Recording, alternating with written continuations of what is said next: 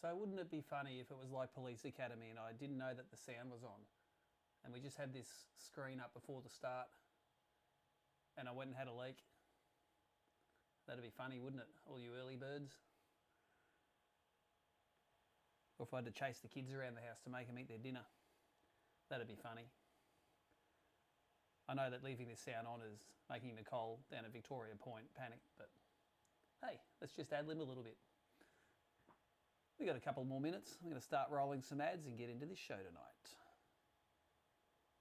See a few people chatting there already. AB's got his popcorn out. Jeff Alford is so exciting, he's snapping his doodle right off.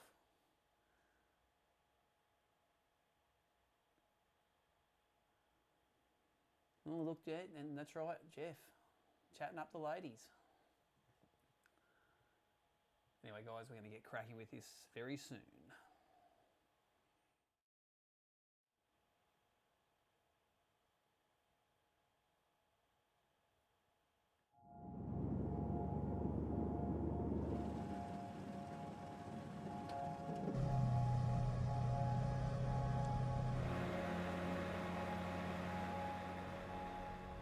We know they're out there, and we know we need to find them. We target them for different reasons, but when the line tightens, we all feel the same. We feel alive. The water moves around us, and the world feels far away. We are here. We are fishing. It is a search, not just for fish, but for all things most important.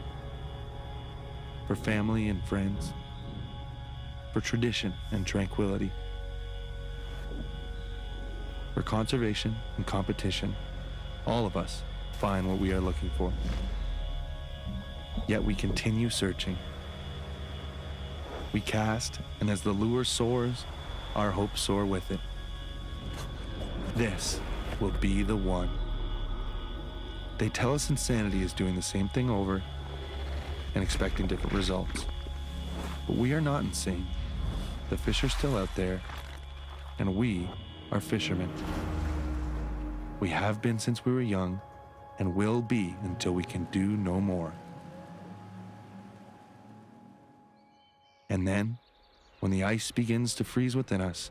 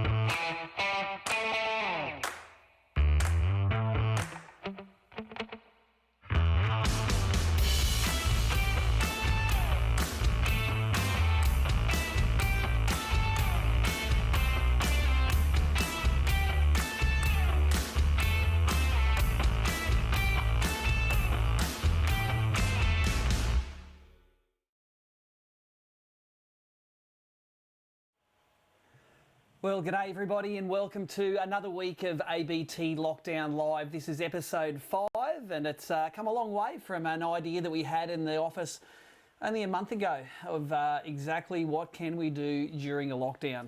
Around the country, nearly everyone can go fishing nowadays. I know in Queensland, tomorrow is the day where we can actually go recreational fishing within 50 kilometres of home, and that's great news to all of the Queensland anglers. Got to still do your social distancing, got to be with your own family groups, but we don't have to pretend we're catching them for a feed. We can go gratuitous recreational fishing and boating. I know the guys in New South Wales have been able to do this for a while. Spare a moment for our poor brothers in Victoria who are still, I think for another few weeks, locked down pretty tight. WA, Northern Territory, Tassie can all go for a fish. Overall, we've done really well as a nation. Guarantee I would rather be living in Australia than nearly anywhere else in the world right now. So you all have been doing a wonderful thing by sticking to yourself, by social distancing, and by talking about fishing rather than actually going fishing a lot of the time. So congratulations to all you guys. I see we've got nearly 120 online already. Remember, tonight you can chat down the side chat button there. Plenty of guys telling us where they're from, and that of course is our first competition every week, and I've got some really good prizes for it this week. I've got some Jollop fizzes here to give away. I have got 1, 2, 3, 4, 5 AFC DVDs. I have series 10, 7, 5, 4 and 9 there to give away, and plus a bunch of Costa merchandise, stickers, stubby coolers, glasses holders, all for just letting us know where you are. And hang around till the end of the show because we will ask you to send us your details. If you've told us where you are in that chat bar and we've picked you out as the prize. Now, Nicole Smith runs the back end of all of this. She's sitting down at Victoria Point. My name's Steve Morgan and I'm here in Coorparoo, and this is ABT Lockdown Live. Bit of a sneak peek of the studio here. That's what it all looks like. It's a little room in the ABT bunker here at Coorparoo. We got a few computers, some bits and pieces and a bit of ingenuity, and that's how come we can bring you ABT Lockdown Live. But you know what I've got? I've got this little black book that is full of all of the champions' phone numbers, and we have rounded up plenty of those guys tonight to be stars on the show. We've got last year's champion, Jamie McEwen.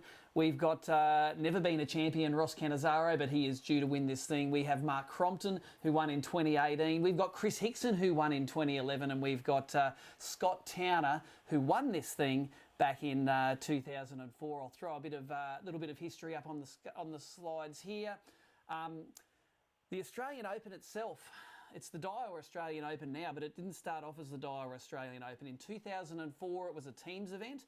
Scotty Towner and his mate Daryl Schroeder won it, and the weigh-ins were held at the four-wheel drive and fishing show, I think at Darling Harbour in Sydney. And we've got Scotty on tonight to tell us about those times. But it was a teams event all the way through to 2010. Now, back in the early days, Bing Lee was a great sponsor of this event, and let me tell you that Greg Lee from Bing Lee was not only one of the greatest Australian Open champions ever,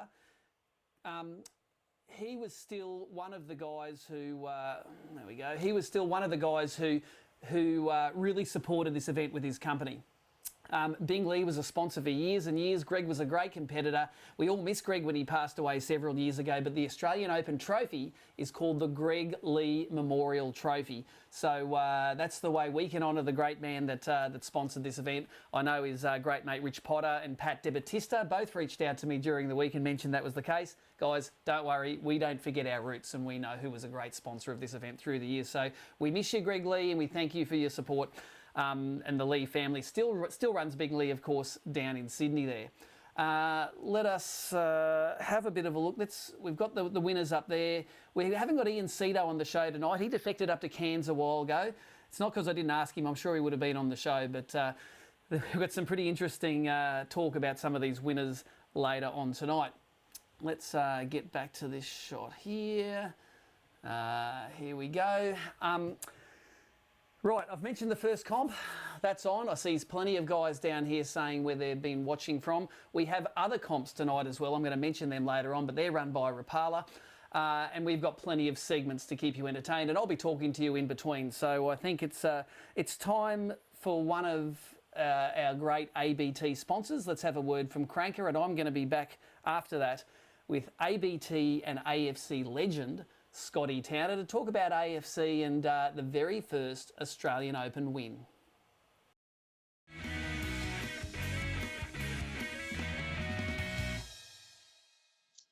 Well, we knew this moment would come, but this is the very first time we've got AFC legend Scotty Towner on ABT Lockdown Live. Scotty, you don't live near Sydney anymore, mate. You're in the sticks.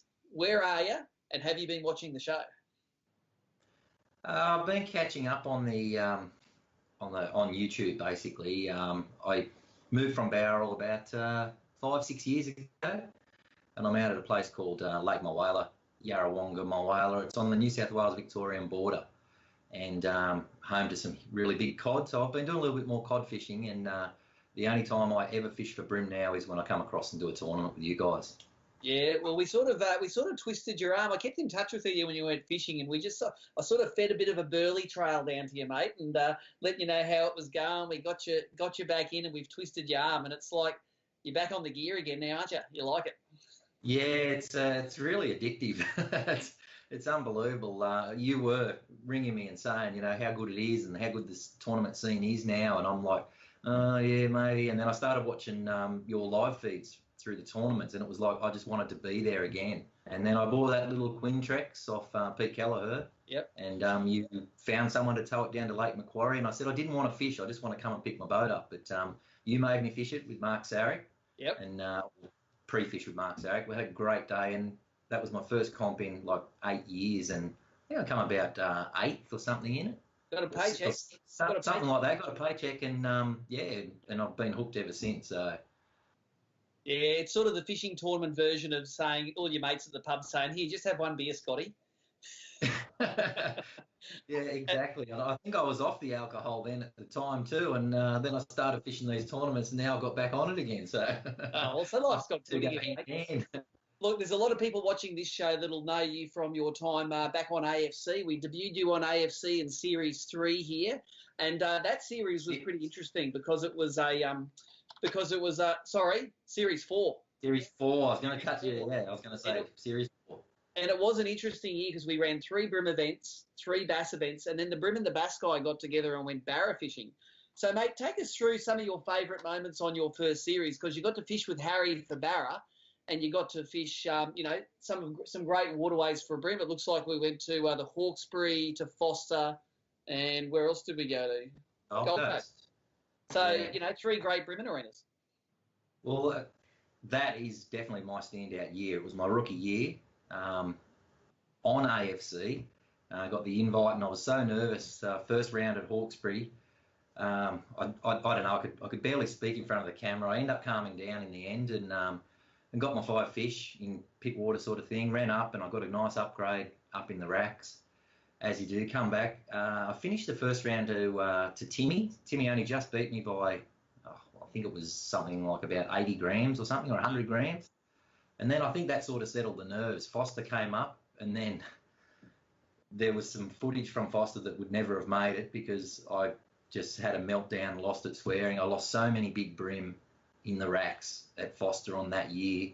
But I got the redemption at the end. I think I only got the 3 fish, and I wasn't too far off the other guys with 3 fish. If I had got the 5, I would have been right up there. But I took out big bream, and that kept us rolling. If I didn't get those 2 points for big bream, I think we would have really slipped back. And then the Gold Coast went to that round, and I still remember it. I was the only one that went north with a huge southerly wind blowing, so I had to punch back into that. But again, I got my bag, and I got some upgrades. Finished second to Tim again by only a couple of 100 grams, but that held us in good stead. We sort of we were sitting in second place. I handed over to Harry, and then Harry, he just smashed it on the bass that year. I think he won 2 of the 3 rounds. Yep.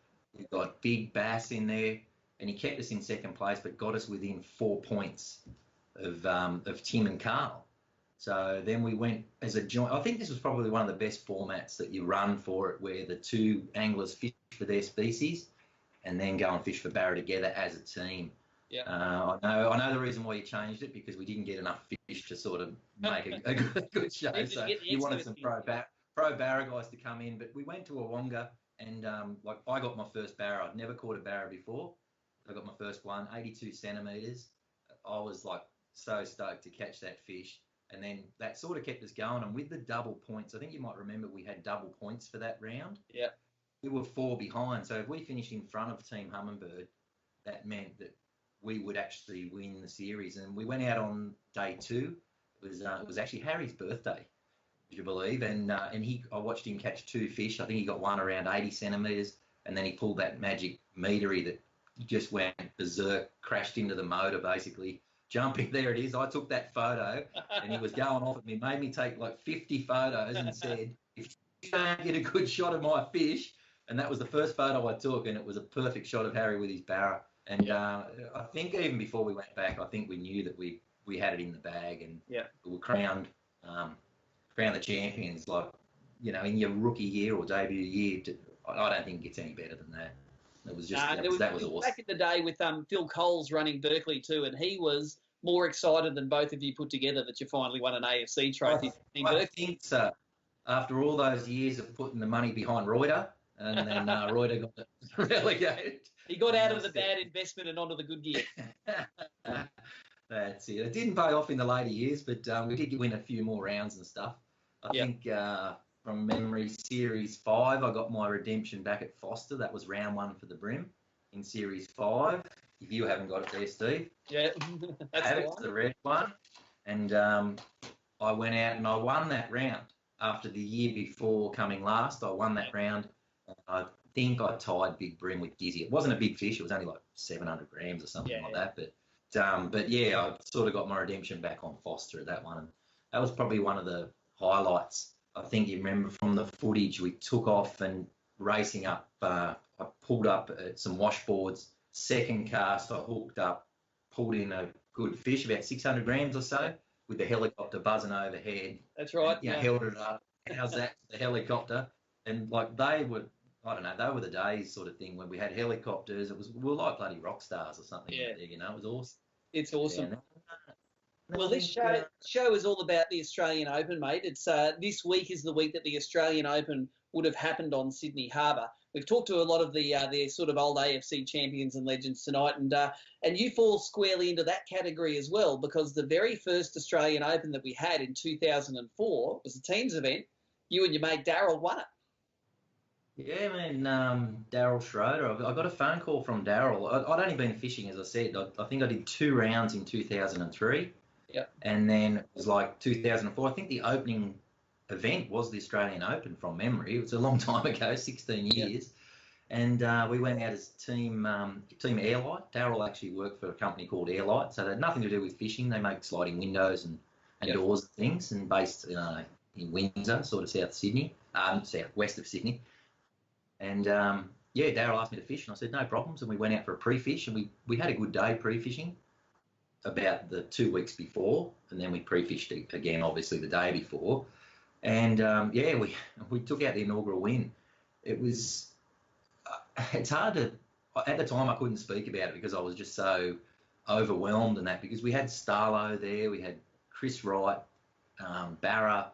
Like all the big names were at this event, and as you said, there were literally thousands of people watching the weigh-in and treating us like royalty sort of thing. So it was sort of a surreal experience at the time, and but it was great. The weights weren't that big from memory back then. You only need 2.5 to 3 kilos to be right up the top. Yeah, and that's sort of that. As you know, that has changed a lot over the years. Yeah. Well, it was a great time, mate. We've had a lot of real interesting times in the tournament since. I think usually between 9 and 10 kilos used to win it in the old days. Last year it was over 13 for 3 days. I know. One of those days I watched a lot of that footage, and I just couldn't believe the size of the fish that you guys were catching. I was like, sort of blown away. Like Jamie McEwen with those huge fish in both systems, by himself, not as a team. Once I started watching that, I sort of said to myself, I really want to fish the Oz Open again, and I want to win it again, and that'll make 3 wins. I mean, you've had 2 wins, I think, as a team and also as an individual.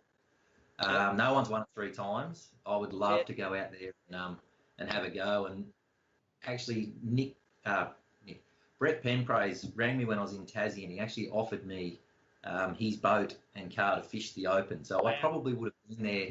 Yeah, it's huge, and I'd really like to thank him for the offer. Yeah. And I probably would have been there, I think, to fish it if we didn't have these circumstances with COVID-19 at the moment. Yeah. Well, mate, I'll tell you what. There's one more thing I want to talk about tonight, and it's awesome to have so many people watching this lockdown live and interacting with us on the YouTube. It's a good Friday night. But tell us about, this will be your second shot at maybe having a go at winning the ABT Grand Final. Haven't got one of those on the CV yet, have you? No, I haven't, Steve. I've had 3/3. I've led the grand final. Lake Macquarie in 2007. I had the biggest bag on day one. I would never have thought that Benny Godfrey's 2.2 kilos average per day or whatever would have won a grand final. I think I had 3.66 or something on day one. And then, the wind stopped and she all went downhill for me. But I really want to have a crack at Port Stephens. I want to get some redemption on Port Stephens after last year's round. I went up there basically just to qualify for the grand final in Queensland. With the vision of trying to go up there and win it. I knew that was nearly impossible, but you're always in with a shot if you're in there. Yeah. And so Port Stephens. I've had a couple of good rounds on Port Stephens before. Like I won the ABT round there, AFC round there in Series 6, I think it was. On the spot where it got one last year. On the spot where I got one last year. Unfortunately, my little boat wasn't quick enough to actually get down there. I never even got to pre-fish it because there were so many boats on it. And Mark Healy just worked out the pattern to grind it out and you'll get the fish. So I would never have sort of been able to make it there anyway. So but I've got some spots in mind that might work. If it's a delayed grand final, it will be probably better for me and probably better for yourself as well. As that the fish might sort of come up in a bit more of a top water bite or something like that. So sure. But that would be the ultimate redemption from only catching, I think, one fish I think I caught with the last round at Port Stephens to go out and have a crack at a grand final. And I'd really love to win one. That's the only thing on my CV that I haven't actually won, I think, is the grand final. That's awesome, mate. I've got one more question before I let you go, and that is, it's an hour to go in the Australian Open. You need one kicker to get across the line. You know you need a big kicker.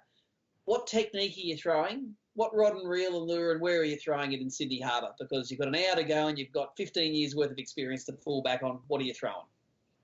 That'll depend on the tide. I think I've mentioned a boat to you down... oh, yes, I know the one. Yeah. Yes, a low tide. Boat. A low tide boat. If it was a low tide, I would head to that one. And I'd probably throw... It's hard to say. I haven't fished the harbour for so long, but I used to love throwing creature baits like hogs and things like that. So something that's sort of just on a 1/16 jig head, very basic. Yep. The old Mercury protactic rods. Same thing, the siren reels, but I think I might have to upgrade all my gear. It's getting a little bit clunky and heavy. But probably if it was low tide, it'd be that boat. It's really hard to say. There's so many spots. There's even, I think in the Oz Open that I won it with Mango in 2007 for the second win. We were coming up and we were about to come to the weigh-in, and I said to Mango, well, just go and hit that. There's one boat that sits off the end of a marina. And we went in there and I pulled, I think it was about a 1 or 1.1 kilo fish for an upgrade on the third day. And I think that was the one that actually won us the tournament, because you will remember that I think there was a 6 kilo plus bag weight on that last day that nearly pipped us at the post. So those are two spots. Other little pontoons and that where you go and you throw two casts and you drive away because there's you're not going to catch them. You don't waste time. So that's just spots, but it's very tide dependent. That's old school. That is a bulky hog on a light line and a couple of spots you know are your kickers, mate. So that's awesome. A moment's silence for not having the Oz Open this year, but we will have it down the track at some stage. Things are going to get better, mate, and really appreciate you joining us on the show tonight, mate. And I think a lot of people at the tournaments are appreciating seeing Scotty Towner back, mate. So good to see. Yeah, it's been good feedback on social media. Everyone's sort of welcoming me back, and even when I go to the tournaments, and it seems to be a little bit different feel. Everyone seems to be really friendly. Before a lot of people were sort of withdrawn and very secret. A lot of people are very open to sharing their their techniques and experience and all that on the water, which I think makes us all better anglers in the end. Yeah, well, that's it, mate. We've been beaten into their head for 20 years. Who shares? Who shares wins, exactly. If you're Will Flack, you don't just go fishing. You get up at 4 a.m., get your motor going. Get this motor going. Sun's up, shades up. Pick it, tie it, stretch it, haul it. Dang it. Let's try this school. Nope. Best restaurant ever. You were gonna be back by 3. 3-ish? 6-ish. Bonefish, 2 o'clock. Strip, strip, strip. Hit it, kiss it. That's it. Okay, your turn. Now it's a fishing trip. For those who need water to breathe. Costa sunglasses. Well, how cool was that, hearing about those old days, including the very first Australian Open win from Scotty Towner there. Now, I noticed that Scotty is online, and I see Chris Hixson is online there now too. And if you want to have a chat with those guys, maybe pick that brain of Scotty Towners. They are online now and chatting to all of the guys there. It's a great opportunity to get access to some of these people. Now, something I didn't talk about before that we've got going on tonight is this.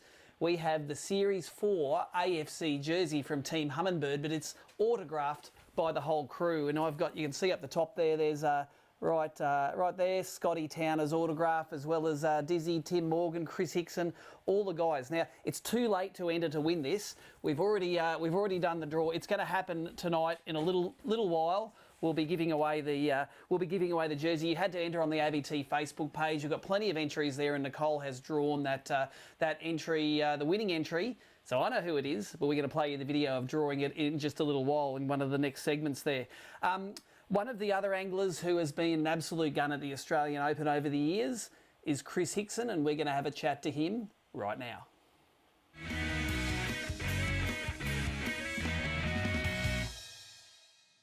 Well, you knew it was going to happen. We couldn't go through a month of ABT lockdown live without having this man on. This is Chris, Captain Risky Hixson, mate, and we finally caught up with you. On the mid-north coast of New South Wales, mate, you are in the Shed, which is a place that holds all your fishing gear, and I assume it's a place where you have to live when you've been a naughty boy. Is that right?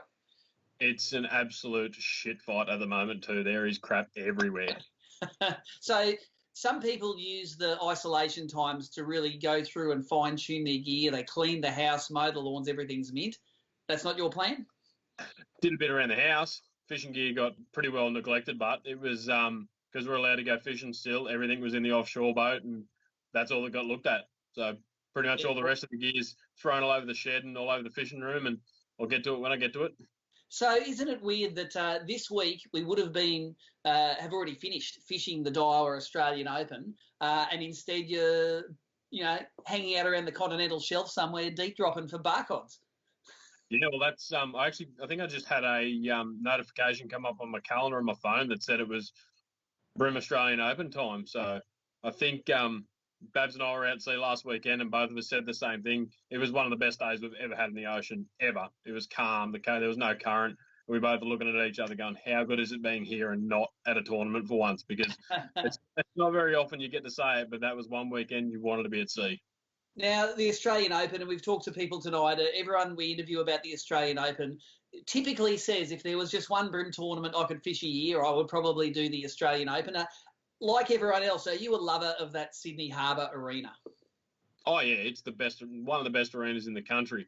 And the fact that we went from just the harbour to 3 days split between the harbour at the Hawkesbury and the harbour again, just threw another spanner in the works for us and made it an even better tournament. It's got to be so tactical to be able to figure out two giant waterways with only 1 day pre-fish between the two, if any.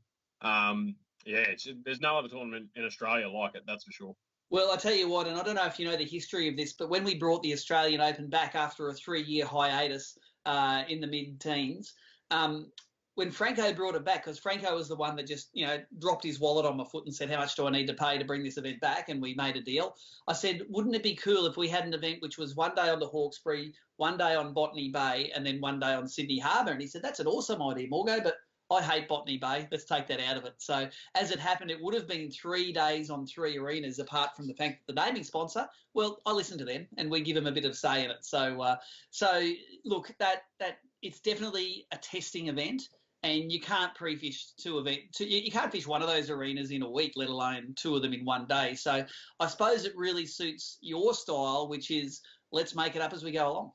Yeah, just wing it, pretty much. I'm kind of glad it's not 3 because 3 logistically makes it a bit challenging. I know we've talked about it forever through ABT times, as how good it would be to have a multi-venue tournament, and that was the perfect opportunity to do it. And thanks, Franco, again, as everyone would, for getting that back on board, because everyone that I know that loves tournament fishing loves the Oz Open, and having it back in the calendar is just, it's perfect. So yeah, the fact you can't fish the 2 arenas is you can pre-fish both of them if you know where you want to go and check out. So if you've got half a dozen spots in Sydney Harbour that takes you a couple of hours to pre-fish, you rip in there, chuck the boat in, jump around, check a couple of spots out, you're done, pull the boat out, go to the Hawkesbury, do the same thing.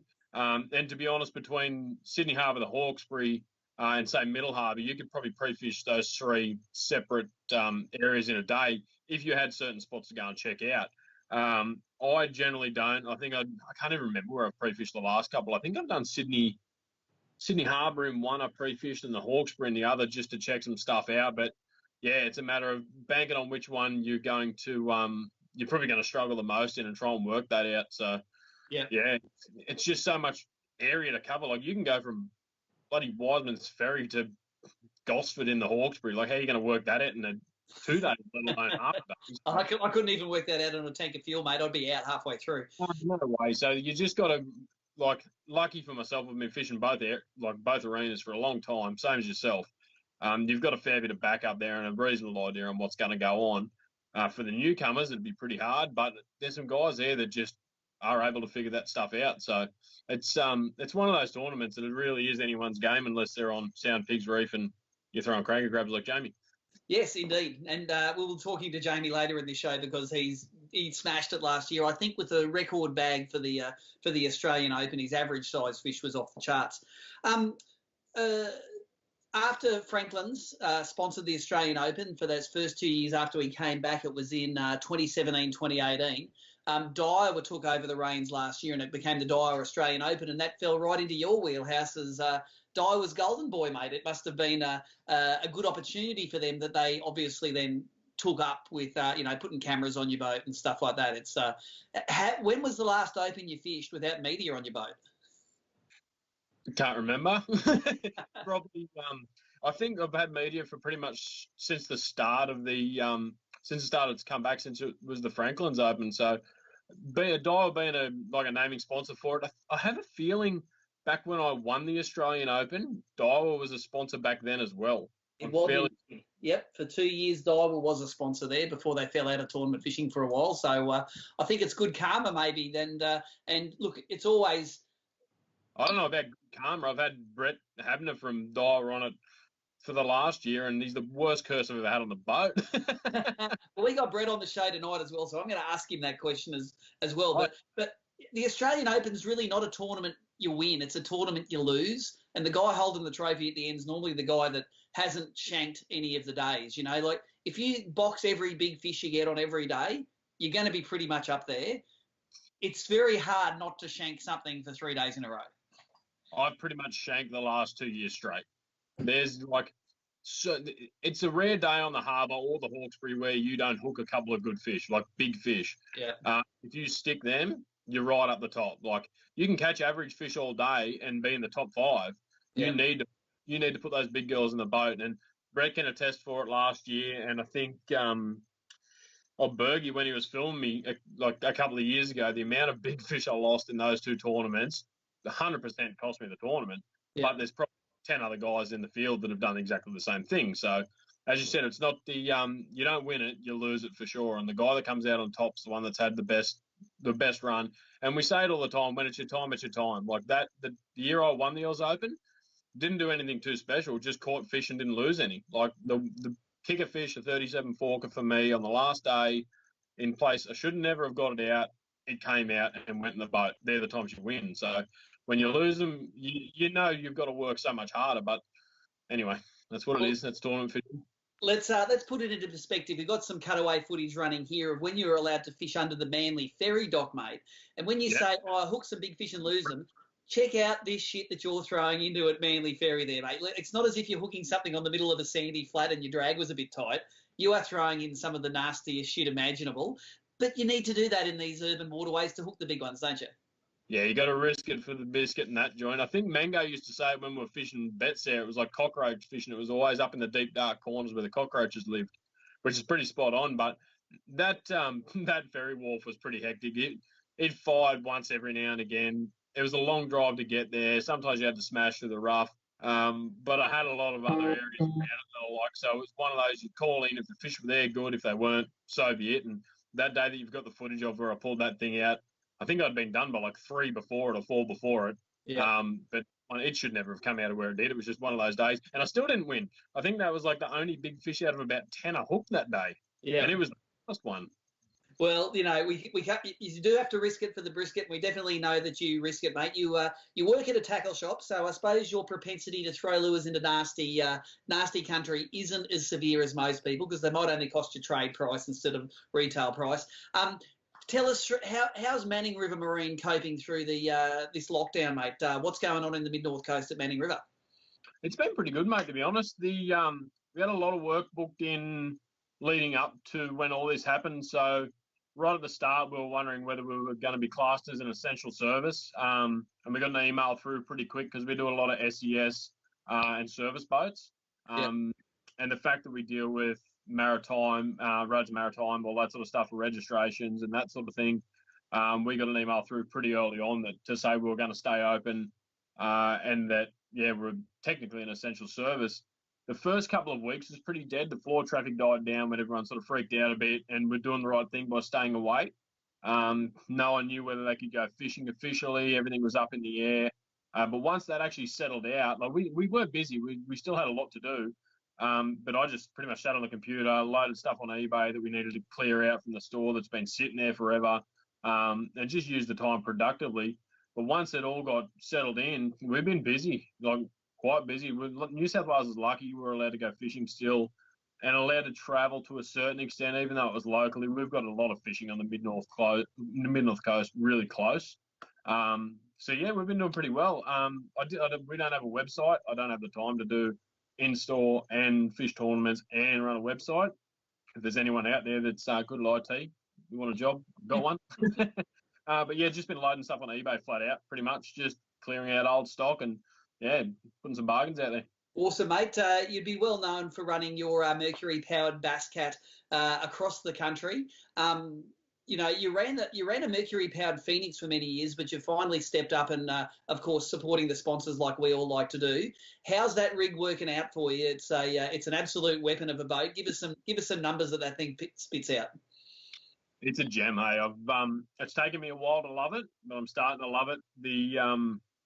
After coming out of a Stratus for 5 years or 4 years into a Phoenix, which is essentially the same boat, just a foot longer for another 5 years, I pretty much was at one with those things. I knew every last detail of it. I knew how to drive it. I jumped in it and I felt comfortable. Jumping in the Bass Cat, completely different boat, completely different setup, different way of driving them. And initially it was a challenge. I'm not going to lie. Like, it was a different beast. Plenty of horsepower, but it was took a while to tame it. But the last run I had down to Lake Mulwala, I was with Bryn Matthews down there for a cod tournament recently, and finally felt like I knew how to drive the thing, and it's been unreal. So I haven't had time to play around with props much with it to get the numbers out of it. It's similar speed to the Phoenix, so mid to high 70s on a good day. I'm sure we probably get a little bit more out of it, but the fact with this new, like that hull with that V8 on it is just so efficient. It's ridiculous. I use so much less fuel now. Yeah. I think going across Gippsland Lakes earlier in the year, and I did a video, calm morning. I think I was sitting on maybe 80, 85 kilometres an hour, and I think I was using 2.2 litres per kilometre. 2.2 kilometres per litre. Yeah. It was like, in the Verado, even though it was a great engine, if I had to hammer down a little bit, it was sucking the juice. Like, that thing used 110 litres an hour. Yeah. I think the new V8's using about 80 at the most. So it's a good everything on it, all the good kit. So love it. Mate, one final question I got for you is you fished the Australian Open this week. It's your last day in Sydney Harbour. Give us your rod, reel, lure, and what sort of country you'd throw it in to catch yourself the kicker fish that you'd need to win the Open. If you had an hour left to go, what and where would you be fishing to catch your 1.4 keg you're going to need to get across the line? Oh, shit, that's hard because I never catch a big fish in the same place in Sydney Harbour, really. Some guys have their areas that's where they get the big ones. I think I know where I catch the big ones, but normally I go back and I get nothing. So I dare say it'd be maybe an in-feed, so something nice and soft. So if it did hook a big one, I didn't want to muscle it out, I'd be using really light line to try and get that last bite. It's always a toss-up whether you go heavy and drag it out or whether you go light to get the bite. Normally at the end, it's whatever's left rigged up. So it's probably going to be whatever rod I've got left with leader and a lure on it. It'll be some nasty structure, probably a pole or a dock or something like that. I'd caught a fish on before. Being last minute, I'd say it'd be east of the bridge in the Clearwater. And it'd either be just a 2.5-inch grub covered in about half a kilo of scent, or the same. Just in and wait for a big girl to eat it. And if you had an hour to go, it'd be just covering ground as quick as you can.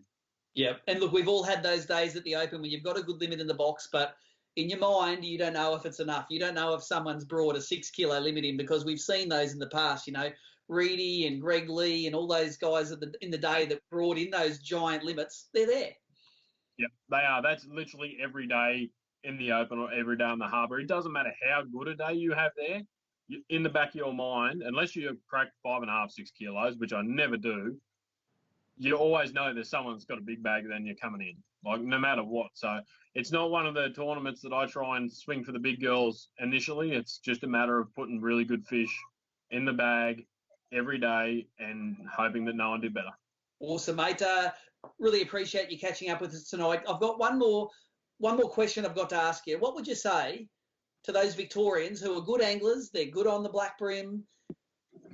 Why do we have trouble getting Victorians to the Oz Open, mate? What would your advice to be Victorians that want to have a crack at it? They all want us to take an Australian Open to Victoria. How do we get a Victorian to Sydney Harbour, because it's such a great fishery? Just drive up there. Unless you fish Sydney Harbour, you don't know what you're missing out on. It's not that hard. If I can go down to Victoria to Gippsland Lakes and catch big old black bream, you can come to Sydney Harbour and catch those yellowfin, because I guarantee it's a lot easier than what you got down there. I second that. It is, if Northerners can come and raid Giffy Lakes, they owe it to us to come and raid Sydney Harbour and take some of that sweet prize money. Chris Hixson, thanks for joining us tonight, mate, on ABT Lockdown Live. I'm sure it's not the last time we'll see you on the show. Cheers, mate. Thank you, and stay safe, eh? Hi. I lost a big fish earlier today. Wasn't using suffix. It was about this big. Look, slow down there, cowboy, okay? A fish in the lobster van, huh? You want your fish. Sorry, honey. That fish is gone. Always use the best line, Suffix 832. Well, there you go. Who's a fan of the suffix ads? I love them, especially like the one in the nightclub where the fish and moves finally get the ladies. I see on the chat we've got a couple of our special guests there. We've got Brett Habener from Daiwa, who makes all of that awesome content from Daiwa. He is online chatting. We've got Mark Crompton, winner of the 2018 Daiwa Australian Open. He is on there chatting as well with Scotty Towner and Chris Hixson. We got all the guys on there. It is a great source of information and a great chance for you to interact. While you're at the chat bar, though, make sure that you enter our Where Are You From comp. Every week I give away some AFC DVDs. I got 5 of them this week to give away. I got some Jollop lures that are in that pack from Joey Urquhart. I got 3 there, and I've got a pile of Costa merch. That is going to go to the person that Nicole Smith picks out, who has told us where they're from on that chat bar there. And what I'm pointing to there, of course, that chat bar right there. That's it. I can see all the comments as they come in. And that's not a COVID graph. Australia's is much better, and that's how many people watching. 205 viewers right now at the moment. We'll end up this show with between 1,000 and 1,500 viewers. Also, we have the Rapala comp. And the Rapala comp you can win this week. We've got some Suffix 8 carrier braid. We have, of course, it's a bream tournament, so I've got an extreme action slash bait, which will catch absolutely no bream, but plenty of pelagics. I've got some VMC hooks. I've got some swim bait hooks, and then some bass upgrade hooks for your crankbaits there. The world's worst bream lure as well, but great on the threadies, the little swimming mullet. And then I've got a spool of 10-pound Suffolk's Advanced Fluorocarbon. This is actually pretty good, and that would be really good for cranker crabs in some nasty structure. To win the Rapala prize pack tonight, you have to put in the comments there what your favourite Rapala is. Doesn't matter if it's a 30-year-old Rapala, one that's coming out just right now. And I'm going to drop on social media pretty soon some little hints about a cool new Rapala crankbait that's coming out for bream. Tell us what's your favourite Rapala lure. Put it in the chat there, and someone by the end of tonight will win that great Rapala pack.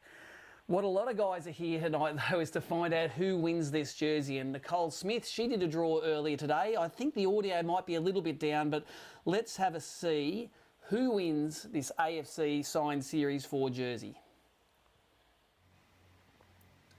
Alrighty, Lockdown Live fans, we've got everyone's names that have commented on the posts on our ABT Facebook page, put them onto our wheel of names, and now we're ready to do the draw for the AFC Season 4 signed jersey.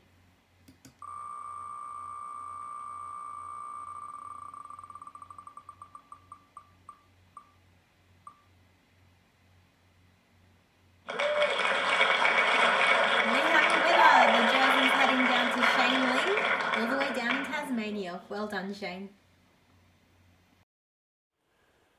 So there you go. We have a winner of the jersey. It's going to go to Tasmania. And I think I saw Shane Ling on the chat earlier tonight, mate. So Shane, if you're there, sing out on the chat. Give us a lot of the beer symbols or the woohoos or something. Get into it and let us know that you're going to be a proud recipient of this jersey. And I really do hope it goes to the garage or the pool room. Or you could wear it. I don't care. Wear it the next time ABT's down in Tassie. Thank you very much, Nicole, for typing all of those names into the little randomizer there, and away it went. Remember, we've got the guys online chatting there. We've got some great segments tonight. Let's go to another Suffolk's ad, and then after that, we're going to let Brett Habener tell us what he does behind the scenes to make all of that fantastic content that he does.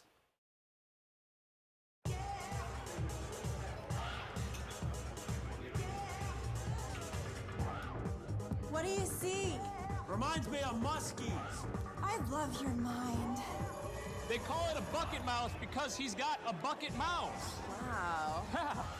I just want to tell you, I've been slaying the walleye lately. That is so hot. Ever bumped the stump? Suffolk's 832, the line that changes the game.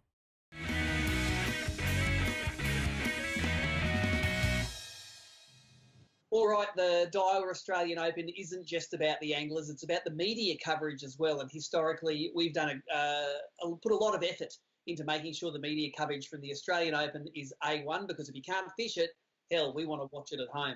I've got Brett Habener on the line now, and Brett, you're Daiwa's newest addition in the content creation and media side of things, mate. Thanks for joining us on the show today. Cheers, Steve. Happy to be here.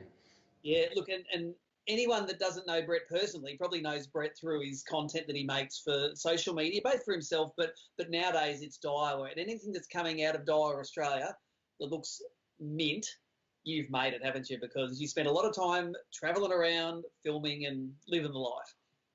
Yeah, definitely. Spend a lot of time in the office also, but yeah, I do get to travel a fair bit and make plenty of videos. So it's really good. Get to see some nice parts of the country and see some really good fish as well. So. Well, that is the point. This stuff doesn't edit itself, does it? And I think that more than the time spent filming, the time spent editing is what makes a decent product from a jumble of random shots, doesn't it? Anyone can make a fishing home video, but you need to have it up here to create the narrative and to make something which is going to sell a product. Tell us how much of your job involves being in the field and how much is in the office. At the moment, not much in the field for most people. But it's probably 60-40, probably spend more time in the office. Yeah. Generally dealing with general marketing tasks and putting together marketing campaigns, that sort of stuff for products. And then probably 40% in the field, filming content for new products, whether it be, rods, reels, and then also filming like tech tips and that sort of stuff for consumers. So. Yeah, well, I think the Daiwa fans have definitely been their appetite's been sated during this lockdown because you've been putting out some great content with some of your Daiwa pro anglers. Now, one that you do a lot of work with, who's obviously a valuable member of Daiwa's team, is Chris Hixson, and we've had Chris on the show earlier tonight. He told me that you're a bit of a curse when it comes to bringing a camera on the boat, mate. Is this true? Are you a cameraman curse or not? It could be said that yes, I am, and also that I'm not. So. Phelpsy managed to win the Bass Open while I was on the boat with him, and then the first time I went out with Chris, I think, to film, I think it was for the in-feet, I think the first time I went out with Chris, pretty much everything that could go wrong did go wrong. He lost a couple of keg of fish and had some mild breakages on a few other bits and pieces and missed a bit of stuff on footage. But during the Oz Open, he definitely had a pretty tough day 1 and 2, and then on the last day, once I left him alone, he had an absolute cracker. So it could be said that I am a curse for Chris at least anyway. Yeah, the statistics never lie, mate. He did have a cracker day on day 3 there. And I know Daiwa tries to spend their time between the different pros we have. In the Oz Open, there are several guys. There's Chris Hixson, there's guys like Mark Crompton, all sorts of guys using the product. And must be a difficult job for you trying to predict where the fish and the wind and the story is going to be. How much preparation do you do for an event like the Oz Open? I know you've got some of your gear on the table there, but it's not just like pulling the GoPro out and hitting a button, is it? Run us through a bit of your gear and a day of yours on the water in the Oz Open. What would it entail? It's quite a difficult event to fish because you don't want to be a hindrance to the fishermen because it's such a big competition. You don't want to have to prompt them to do anything. So everything's got to look natural, while still maintaining the ability to build a story. So it's like sometimes when I film, I use like a gimbal stabilizer and stuff like that, but it's quite heavy. But when you're fishing, when you're on the water for say 8 hours, so you fish all the way through from 6 a.m. to 2 p.m. and then you've got 2 hours at the weigh-in each day trying to get all of the content to build a story. It's quite a long day, so you can't be carrying around something really heavy. So pretty much everything I film for the Oz Open is basically done handheld. So just the camera and a lens. The main lens I use is a sort of 28 to 75 mil on the boat. So it's not a really wide angle lens because I find like there's a lot of fishing footage out there which is quite wide, just general GoPro stuff. And I think if you want to make something that looks a little bit more cinematic and a little bit different, I think definitely having those more framed in shots definitely helps. It's a little bit more difficult to film, but definitely gives it a nice feel. So all the gear that I'm running at the moment is Sony. So generally I run 3 cameras on the water. So I've got 2 A7 IIIs and an A7 R4, and I run a 10 to 18, so a wide angle lens, 28 to 75, just for mid-length stuff, and then I also have a 70 to 200 telephoto lens. And that's filming, other anglers on other boats, wildlife, all that sort of stuff, all that filler footage that, makes a really good story. So. Well, you know what, if you had an Australian Open day on the water without a pelican flying past, I'd be pretty disappointed because, the pelicans are pretty exciting. Definitely. I think the one thing that's the hardest part on the boat is probably audio, because, especially fishing something like the BREAM Open, it's pretty cold in the mornings generally, so everyone's wearing wet weathers, wearing life jackets. So it's hard to actually get them to wear a lapel mic because they're always taking stuff on and off, and it's really hard to actually have that audio. So pretty much everything's just done with a shotgun mic. It can be difficult at times to get the required audio when they're sort of hooking up on fish and that sort of stuff. So definitely a lot goes into that in the post-production side of things to bring out that audio. But definitely, if you're doing that sort of thing, it's really important to have a good little shotgun mic that's going to pick up as much as possible. Yeah, and of equally important, it's good to have we call it the muffle rough on there, but something to dampen the wind noise, because nothing wrecks a good bit of fishing footage like wind noise in audio. It's annoying, isn't it? Yeah, it is probably one of the biggest challenges is definitely the wind noise. Especially somewhere like Sydney where pretty much high banks everywhere and just funnels the wind pretty much anywhere that you're fishing. It definitely makes it hard. Definitely. Now, leaving a day on the water, I was really surprised by the amount of stuff that you shoot there. Like you said that you were going to leave the Australian Open with nearly a terabyte of footage. Put into context how much you actually shoot during a day on the water. Pretty much I don't put the camera down. So I'll basically have the camera in my hand for 8 hours. So whether it be the wide angle standard lens or the telephoto lens, swapping between cameras. Probably the hardest part is making sure you got enough battery. So for my cameras here, I've got 3 cameras, and I've got 3 spare batteries, and I've also got a 20,000 milliamp power bank, which I plug directly into the camera. Say if I know that we're going to be fishing in a certain spot for a while and I can keep my camera out, I'll actually just plug this in to my camera directly with a USB-C cable, and then I run my camera power off this, and it maintains the battery power for a decent amount of time anyway. So yeah, definitely that's one of the harder parts, is just keeping enough battery on a whole day. And then, so if you're filming for pretty much flat out for 8 hours in a day, that's equivalent to probably 300 to 400 gigabytes of footage. So generally I'll go through 2 or 3 memory cards in a day. So wow. So you'll fill up everyone's standard MacBook you buy from the store, you'll fill it up in one day with footage. Basically, yeah. So everything I run is on external hard drives. So for an event like that, I'll run like a 1 terabyte solid state hard drive, or USB-C, so it transfers stuff quickly. Because you are filming so much, actually transferring all of that footage every evening, it means that you're up till midnight every night, just trying to get all of the footage off your cameras onto hard drives, making sure it's all safe and good. One thing that I do when I'm filming, this is a good tip for anybody who wants to get into it, is when something good happens, I just put a marker on the camera. So basically, as soon as something good happens, I'll stop recording, and then I just record my hand for just a second. And then when you're looking through your footage, you just see all little hands as your thumbnails. So before that, you've got that there's something good in there as far as action. So that's awesome, mate, and it's a great tip. And that was my next question. There's a lot of budding content creators out there. You've managed to make a career out of it, but in the spirit of upping the quality of content that guys make, can you give the guys that are out there a couple of tips on how they can make better fishing footage when they're out on the water? What's your number 1 and number 2 tips for getting the guys stamped up? I think the best thing you can do is just do a lot. So basically, every time you can be out filming something, taking photos, and just being out there doing it, it definitely helps in upskilling yourself. The more you do it, the better you're going to get at it. Definitely and consume other people's content also. So, find the content that's online that's really inspiring, that inspires you, and watch that, and you will find that eventually that will translate as an influence into what you're doing. So definitely, consuming as much content as possible, and being out on the water, and just generally filming as much as possible. Good quality gear does help as well. Obviously, everyone can't start out, with $3,000, $4,000, $5,000 cameras. If I had my way, I would happily have a red camera or an FS7 or something like that.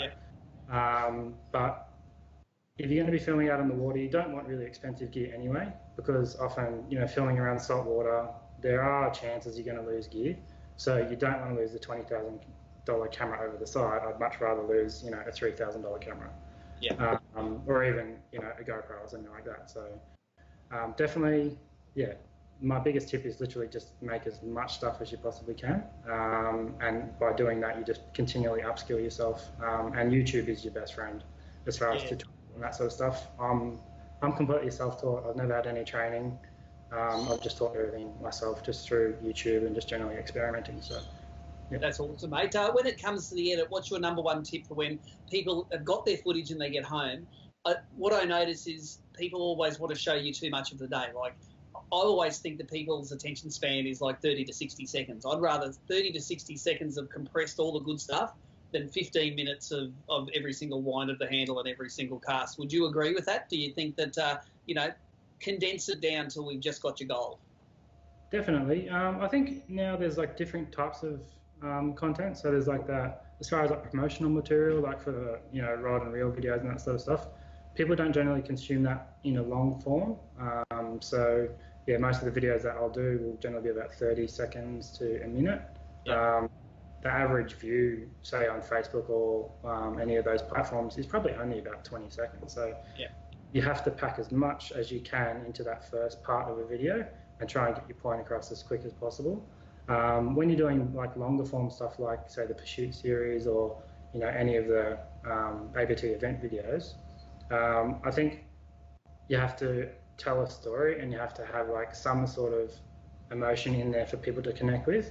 Because I think if you don't have something that the people can connect with, they're just not going to continue to watch it, and they're going to swap and move to something else. That's right. You do have to become emotionally invested in the character there. And what I learned from AFC is they don't always have to be the good guy. As many people loved hate and Harry Watson as they did love and Carl, you know. So you got to have your good and your bad guys in there, mate. Look, we really appreciate your insight into it. We love the fact that you can spend a whole tournament day on a boat with an angler and not even throw a cast, because most of the viewers here tonight, that would wreck them, you know, not being able to throw a cast. So thanks for your resolve, thanks for your coverage, and thanks for the awesome stuff that you guys at Daiwa kick out. We love watching it. All right, cheers, mate.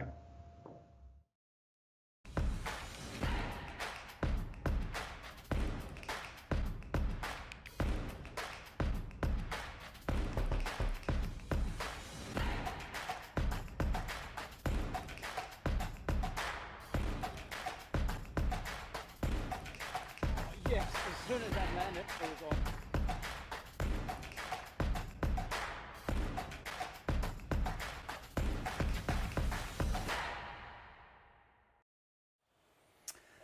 Well, there you go. Some great tips from one of the best in the industry when it comes to making great fishing content. And he makes all of that great content for Daiwa at the moment. So thanks for joining us, Brett Habener. I know that he is sitting right here on the chat. If you want to ask Brett any questions about your fishing content, then he's definitely the man to do it with.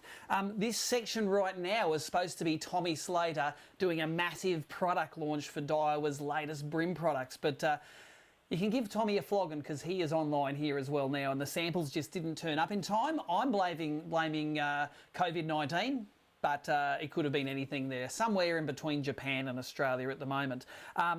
I'm not going to let too much out about it, apart from their fishing rods. He's put a lot of work into them, and if they're like anything else that Tommy's designed, they are going to be snap-your-doodle good. So Tommy's online there now. If you want to milk a bit of information out of him, I don't know how much he's going to give, but he's going to be on there. Remember, if you haven't entered the Tell Us Where You Are comp, drop where you are down on the thing. You could win a great pack of AFC DVDs, Jollop Lures, Costa Gear.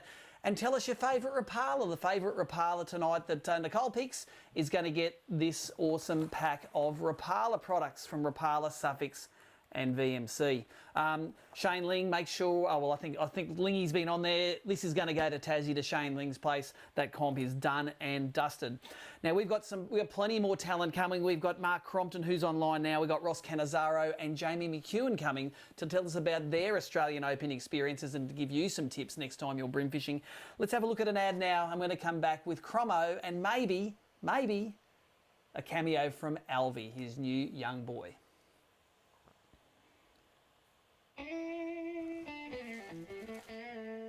What them sons of fishes up to now? Fellas, I give you the Force Trolling Motor. It is the most powerful, the most efficient on the water. Yep. Most powerful. We're really in trouble now. And it's quiet, too. You can't swim here. What a dumb bass.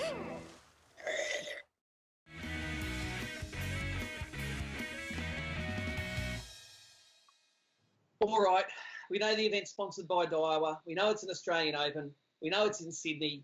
The chances of not having Mark Crompton on the show tonight were absolutely nothing at all. So, Cromo, welcome to the show, mate. You know you're not a household of two, you're a household of three, aren't you?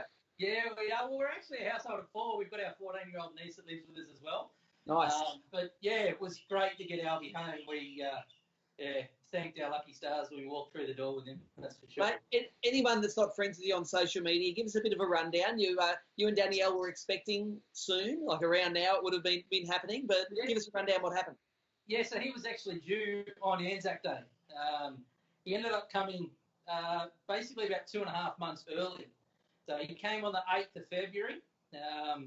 We didn't get much of a heads up. It was panic stations for about a week. We honestly thought we probably would lose him. Yeah. We got bloody lucky, mate. It was one of those things. We got really, really unlucky and really, really lucky at the same time. And the chain of events thereafter have been no different. Really, it's been so up and down. It's but you know, from that happening within sort of a month thereafter that, you know, we're facing potentially closing a business down because of the COVID-19, guys that we employ that were scratching their heads because sites were closing down left, right, and centre. We were up in the air and still hadn't got him home. I was spending 8 hours a day at the hospital, or sometimes more. Danny was, there as well, sort of training. Danny couldn't drive, until I think it was about 6 weeks after because she had a C-section. So hectic time, mate. Really hectic time. I was, I picked a good year to have off. Well, 2020, a lot of guys, it's the best and worst year of your life all at once, isn't it? This one. You'll remember it for many reasons. Yeah, most definitely. It's one of those things that just so lucky and so unlucky together, and it's just meshed out nicely. Yeah, I would never have got time off work if it wasn't for COVID-19. So I'm lucky. I'm at home. Danny's inside with Alvie, and I'm able to take a couple months off work if I want. So great. Mate, that's awesome, mate. Well, this week, of course, we would have just finished fishing the Australian Open. You were the winner in 2018, mate, and it really put that final feather in your cap, didn't it, to win that event? Oh, you've got him coming, have you? Oh, I do. She just hang on, no. She's in a minute. Okay, all right. So tell us about that time you won the Australian Open in 2018. Only a couple of years ago now. You had to hand the trophy to Jamie McEwen last year. But I think I handed my mouth. It was a magical week for you. I think 3 bags, all over 4 kilos, out of some of your favourite arenas, mate. What's one of your highlight fish from that event that really sticks in your mind? You know what? To be brutally honest, the highlight fish was one that I lost. I didn't get it in the boat on day 3. I was fishing by myself near the monument, your favourite, and I'd hooked 2 fish just before I dropped that fish, and they were both really good fish, and that sort of bolstered my bag. And I was sort of sitting there thinking, okay, I've definitely got over 3 odd kilo now, probably 3.5 kilo, and then I hooked a giant, and it just came straight to the boat, not a problem, and decided just to start shaking its head like a black brim. And when I saw it, I thought, it's a flathead because it had such a wide head. Yeah. I knew it had a fair bit of weight there, and then when I saw it side on and then the lure coming back at my head, it was one of those, I've just blown it, that's it, I've just blown the Open, it's all over. And coming back to the weigh in, I thought I was gone because of that fish. And that was definitely the most memorable one because I was like, there you go, I've just lost the Oz Open with that one fish. That sort of thing has happened to me before. The Australian Championships, I went down to Stewie Dunn, probably the best bloke in the place to go down to because he's a champion, but one fish and I dropped it, and it would have made the difference with winning that. Everybody's got that story, but that day I thought, that's the one. It's just blown it for me. Well, it's a day of highs and lows for you because we got some highlights footage playing in the background here of the weigh-in, of that final weigh-in, and you know what it's like. You always have to beat either a Hixson or a Canizzaro or someone who's an absolute gut on the waterway, and bang, you put the fish on the scales and out it came. Would have been great to share that moment with your wife, Danielle, who helps us at ABT so much. It wasn't just a Mark Crompton moment, it was a Crompton family. It was a full family moment, wasn't it? Like, we've all shared really good time together, helping behind the scenes, helping at the events, just being around everybody. You guys were there, Danny was there, here she is now. We can see her in the mirror, mate. We can see her sneaking up. You can see her in the mirror. Go on, introduce him. Yeah, so no, that was a spectacular day. We had an absolute ball. So, but, awesome. So this is little Alvie. It is. Yeah. He's still got one tube in him. He's still tube feeding some feeds, but it's a 2-man job still what we're doing. So now the question wants to know: is he named after the reel? You know what? Yeah, he is. My dad and granddad. Dad gave me a reel when I was young. Said, "Here you go. This is an Alvie. They're strong and indestructible, dependable." Yep. And you can't kill him. So, we thought a fitting name. A fitting name. That's right. And he started off as a little 4-inch. He's getting up to be like a 7-inch beach reel now, isn't he? Yeah. Well, that's what he's named after. A big snapper reel. Like it's a chunky snapper reel. So. He's a miracle, mate.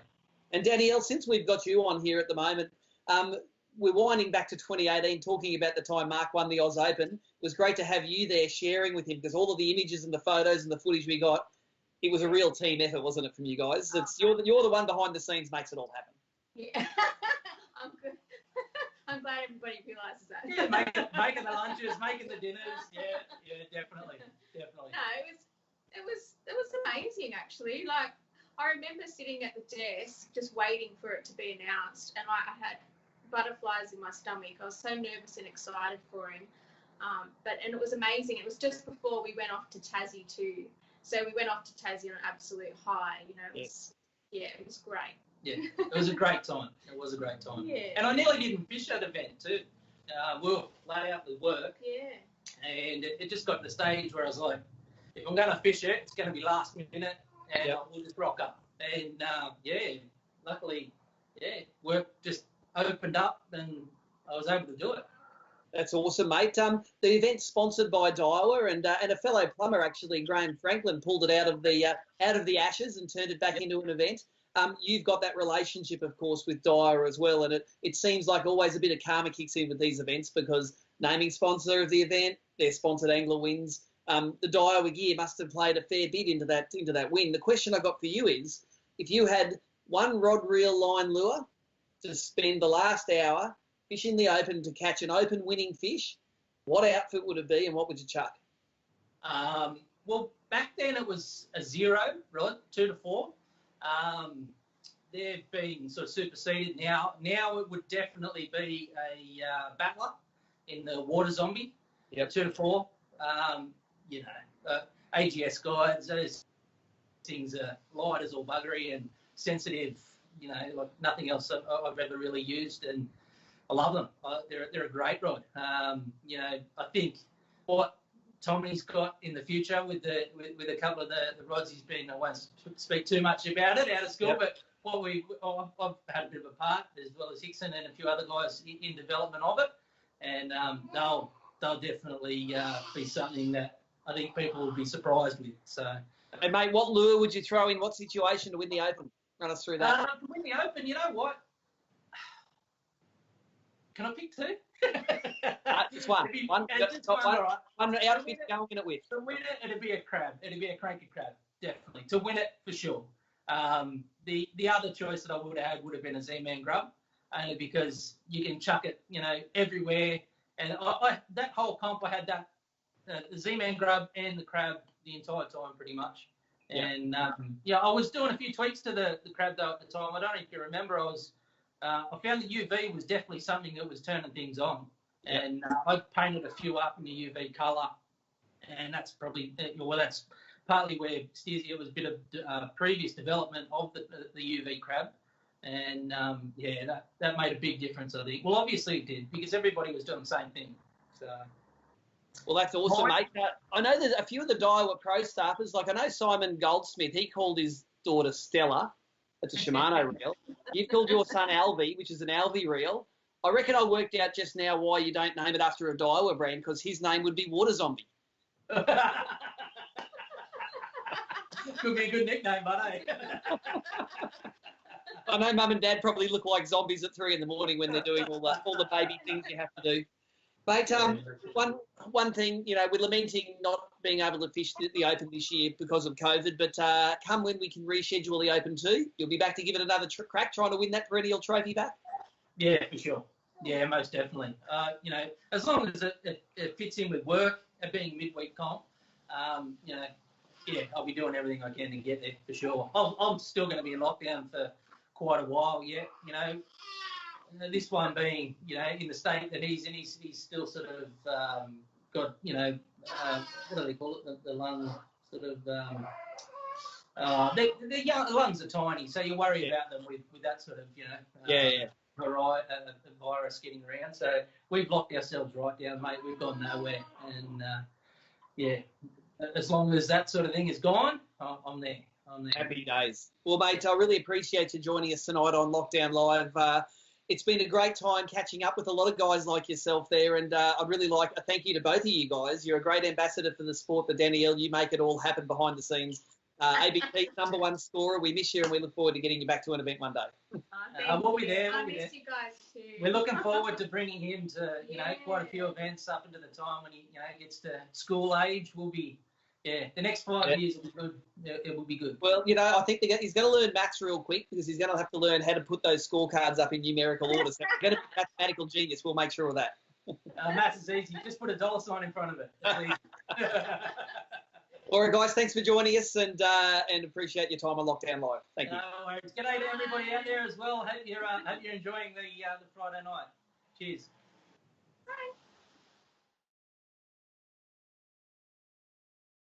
If you're Mark Healy, you don't just live on the water. You live for it. You get up, get your shades, grab a spear, grab a boat, grab a friend. Okay, take a breath. Hold it. Hold it. Here, hold this. Go, go, whoa. All right, now find something to jump off. It's probably too high. It wasn't too high. Time to get going? Time to keep going.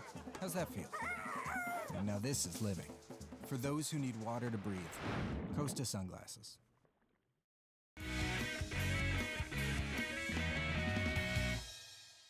So welcome back to ABT Lockdown Live. What would an Australian Open story be without, let's face it, the bridesmaid of the Oz Open, Ross Canizzaro? You have mastered every single tournament in Sydney Harbour except the Oz Open, mate. I know you probably hate guys like me banging on about it, but when are you going to win one of these things, buddy? And it's not going to be this year because, mate, this was Oz Open week and none of us got to fish it. See, it was supposed to be this year. And now this has happened. And unfortunately, it's just not my time again. And I wouldn't say bridesmaid. It's groomsman, mate. Sorry. It's groomsman, I think you look better in a bridesmaid's dress than a groomsman's suit, but that's how it works. Yeah, thanks, buddy. Thank you. Yeah. No, but we've got a few things to talk about tonight, mate, and let's go straight to the first one. The first one is a couple of years ago when we're doing we're looking for some covers for the trade magazine, the After Trade Mag. Nicole Smith, who makes that magazine with us at Fishing Monthly, was flicking through the pictures and she found a pic, and I think it was a Christmas edition, and we were looking for some Christmas pics. I'm going to put a pic up on the screen now of something that she found that she thought was hilarious, and it's up on the screen there now. And as soon as I saw it, like, she made a mock-up cover saying, "Ha, check this out, this is our Christmas cover," and I go, dude, that's Ross Canizzaro right there. ABT's very own male model is in some stock images, mate. So I thought this was going to be the funniest thing in the world to send that to you and say, check it out, Ross, we found a younger you from your modelling days. And you came back to me with this photo right here.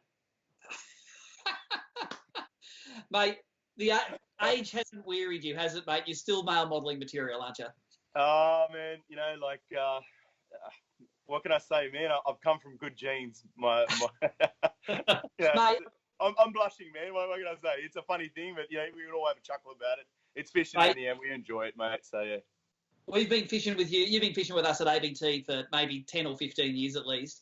Yeah, you have got a great sense of humour because I've gone pretty hard on you, and you've just been smiling the whole way through it. So either I'm going to end up in a concrete foundation someday, or it doesn't really worry you, mate. You're just there for the fun of it, and that's what the Australian Open is, isn't it? For Australia's most serious bream tournament. The guys there have a bloody good time, don't they? Oh, definitely. It's an endurance. It's the hardest competition in Australia, especially for bream. And I've always struggled with it. I don't think everyone that's done it's always struggled with it because they all say, oh yeah, I could easily do 3 days of fishing. It's near impossible. You get to that third day, and I mean, we're lucky that you've split it up the last couple of years too. So we've gone to 2 different arenas, which is awesome because when it used to be 3 consecutive days on the harbour, it was so difficult, and spot choice, spot managing, throw it out the door because it's the Oz Open. You need to go hard from the get-go, and that's been my biggest problem over the last few years. I've always settled in on the first day and just thought, I'll just go for a standard, a very easy-going 3.5 kilo bag, and I'll really hit it hard the last day. But you know what?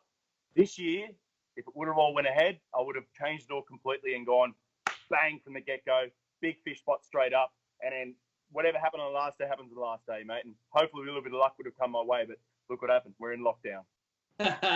Well, mate, yeah, it is. And look, 2020, I've seen a lot of things on social media how 2020 can just, go and get stuffed. It's been a bastard of a year with the droughts and the floods and now the coronavirus. But rest assured, this Australian Open will be run at some stage, if not this year, next year. At ABT, we're making it up as we go along at the moment, because when the restrictions lift and we're able to do it, hey, we're gonna go and do it. We went through some Australian Open history a little bit earlier in the week. I found my old dusty bit of paper where I had all the winners for this year, and something we've noticed in the last few years, Sydney's a real multicultural venue, mate. A lot of people from different clans live in Sydney. And we call them the standard names. We've got the Skippies and the Whiteys like us. We got the Asians, and the Cedos, and I still can't tell them all apart, and they're cool with that. And we got the Wogs. I looked at the entry list for last year. We had the Carabettas, the Canizzaros, the Colatouruses. We got them all there. But I noticed on the lot, the Bonacorsos. Yeah. You've got them all, mate. Like, we're highly outnumbered. But when I look at the long-term scoreboard, mate, it looks like a state of origin for the last 10 years. It's about 10 for the Skippies, 2 for the Asians, and the Wogs are still to register a point, mate. I know you're going to be good for it soon. Absolutely. Yeah, it'll come good. Don't worry about that. Mate, and I really appreciate the support that you guys and your clan of fishermen, mate, you bring to ABTs. Every time we put a big event on there, you guys turn up year after year. So we really appreciate the support we get for you guys, even though we sometimes at the briefing go a bit hard on you saying it's your year this year, it's your year. And that's totally fine. And that's totally fine by us, trust me. We can take it. It's all good. We've had many, many years of it. My father used to cop it back in the early 70s, mate, so we're still getting it to these days. That's fine. That's fine. We can take it all right.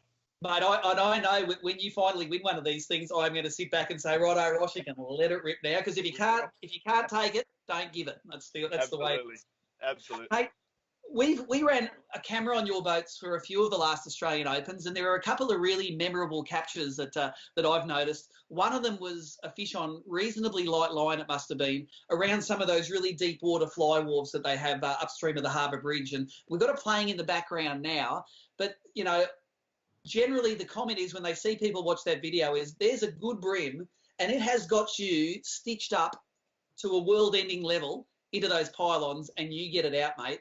It's an epic capture. And just talk us through, what do you do when those game-changing bream end up in that sort of country? How do you get them out? Well, that's the thing. Over so many years of experience of fishing structure, and we're pretty lucky in Sydney, we've got some heavy-duty structure here. So probably the worst possible thing we used to do in the early days is to go as hard as we possibly can. And to get the bite, you've got to go light, obviously. That's why we're always running 4 and 6 pound leaders. So the only way to sometimes actually extract those fish is to actually open your bail arm and let them come to a complete halt, thinking that they've got away, and then all of a sudden just keep their head coming your way. And usually, I mean, they're so buried in there. They're 3 or 4 pylons in, but they're not in that hysterical mode they were in seconds ago when they were hooked in the side of the mouth and going crazy and their heartbeat's going crazy. You settle them down and then you just get their head coming your way and eventually they come out. The amount of fish that I've caught like that, and I can honestly, nearly every single competition I do in the harbour, I've always either opened the bail arm on a fish and extracted them out, and it's been the key fish that earlier, like in my earlier history in tournaments, I used to lose all those fish and go, if it was only for that fish. And now I was able to get that fish out and I go, you know what? I got that fish in, and years ago I would have lost that fish and I would have said it was only that fish. And that's how we do it. I mean, if they are running back to structure and there's nothing you can absolutely do about it, just open your bail arm, free them up a little bit. Eventually, they get to the feeling that they're not hooked anymore. And then you just slowly, and if they do tend to feel like they're hooked again, open the bail arm again, let them go again, and then just gently just bring them back out. 9 times out of 10 they come out, man. It's pretty awesome. Yeah, it takes a lot of experience to have the fish of a lifetime on, and for you to, it's counterintuitive to open that bail arm, but we all know it works, mate, and you're a master exponent of it. And that's the other thing too. Like, a lot of people say, like, I've caught many fish like that, and they've come up the side of the boat and they're a 27 forker, but it's because sometimes you're just in that really weird angle of the boat and really bad cast that you put in, and all of a sudden you're hooked up and you're in a really bad way, and then you bring it up and you're thinking that it was a kilo fish, but it comes up as a little 27 forker. The amount of times that happens all the time. And that's what I mean when you're fishing racks or something and I got done up by a big one, but you never know. It could have been just 28 forker. So yeah. You don't know till it's in the net, do you? Look, some of the other footage we've got from you, and the last year we ran the Australian Open in 2019 that Jamie McEwen won, you had a last day bag that was 9 times out of 10, that bag would have won the Open. You come in with near 5 kilos on the last day, only to be beaten by someone with exactly the same sort of bag, mate. And for me, it was such compelling video to watch because every single fish is close to structure, in tight to structure. There's ferry wakes, there's wash, there's waves, it's nasty weather. It seems like the harbour fishes better and better the worse the weather is, doesn't it? Oh, definitely. I mean, because the harbour is so busy, and I mean, even on a standard midway through the weekday, it's a very, very busy waterway. So those fish are used to it. They're not used to it being like a complete perfect mill pond. When it's like that, that's the hardest time to be catching it. And as beautiful it is to fish those conditions, it's actually the hardest to fish those conditions. And that's the worst day you can be fishing in the harbour. The amount of times I've left home and Dad's gone, "You're crazy. It's raining. It's gale force winds." I said, "This is the best time to be on the water." And it's pre-season training for me. So when it's blowing its head off and it's raining a gale and it's ridiculous weather, it's the best time to be out fishing the harbour. When it's chaotic and there's a lot of movement and the walls are getting smashed, those fish are just moving around and looking for food. That's when they are feeding. Yeah, and look, that day it seemed like every fish, it was kilo fish after kilo fish after kilo fish, and we loved watching those highlights, mate, and we really appreciate it when you take a camera with you. You take us on the journey with you, and I'm sure, I've caught a lot of fish in the harbour, a lot of other guys have caught fish in the harbour. Every capture I watch from every angler that runs a camera, I learn something from it. It's not where it is, it's how people fish, Guys like us, we don't get to see other people fish a lot of the time, and we all do it differently. We all have our own take on it. And I know that, you're probably as interested in me as watching the highlights because that guy does it different and he does it different, and it just gives you new ideas for down the track. Yeah, definitely. Mate, one final thing, and I ask everyone tonight that we're on the show this question, is if you're got an hour to go in the Oz Open, you need a kicker, what outfit and lure do you take and what situation do you fish it in? I don't need to know spots, but I just need to know what's your outfit and what's your lure and what's your tactic to catch the winning fish in the last hour? Harbour or Hawkesbury? In the harbour, because that's where the last day. Last hour. Okay. Obviously, you'd have to fish some heavy structure. I'd probably try and find something with a bit of current movement on it. And I'd have to fish it as deep as possible. So I wouldn't, but the only thing is you'd have to float the baits down as naturally as possible. Talking about the last day, so it's had a lot of pressure.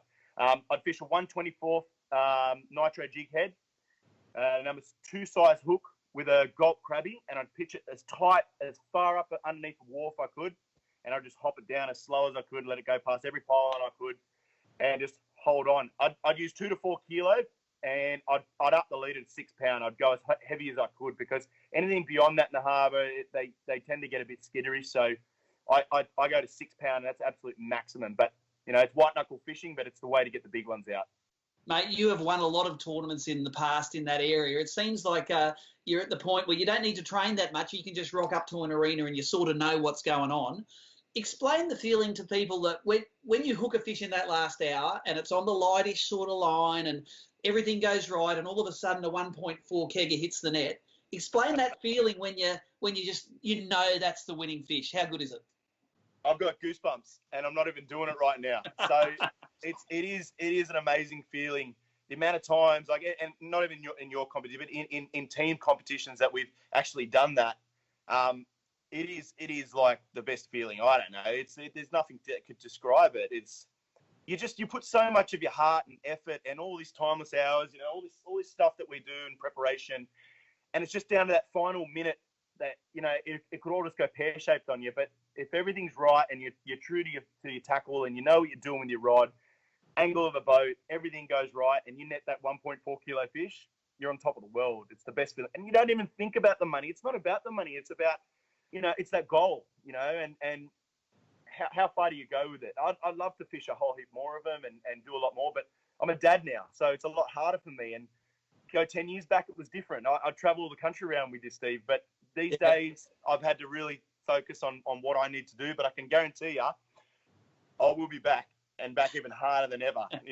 I've really taken it easy for the last couple of years, and I've given the boys a good chance to catch up and do what they have to do, but give it another couple of years, I'll be back into it. Well, mate, if I surveyed everyone watching this show tonight, they will say that you're a man who's got his priorities right, mate. We love seeing you at the events. We love the clan coming, and we love the fact that you're as competitive as always, whether you've spent a week pre-fishing or a minute pre-fishing, mate. You're every time that I finish in front of you on the leaderboard in that place, and it's not often, I feel like I've really mastered it, mate. So thanks for joining us on the show tonight. Thank you for joining us on Lockdown Live, mate. And we're really rubbing our hands together when we can finally, run an Australian Open, and maybe you can have one of these hanging on your wall at the end of it, mate, because I reckon that'll look good on your wall. It would. Look, I'll show you these other ones right here. It would look great next to all those ones there. Yeah, mate. That's a pretty enviable wall there, mate. Thanks for joining us, mate. We'll catch up to you when we see you in Sydney Harbour next time. Thanks, guys. All the best. Thank you.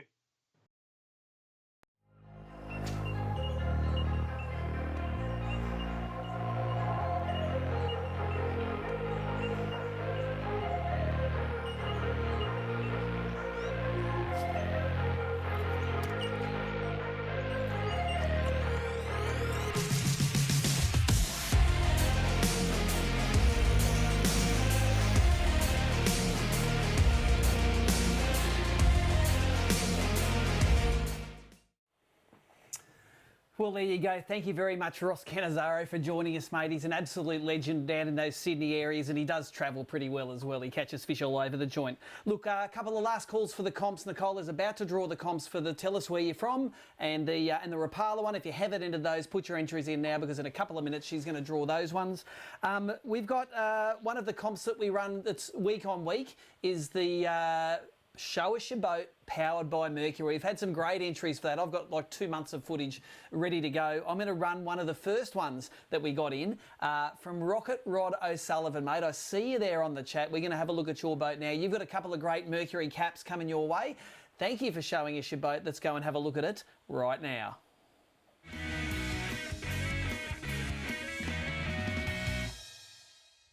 Hi all, I just thought we'd take small go up on his challenge, Show Us Your Boat, powered by Mercury Marine.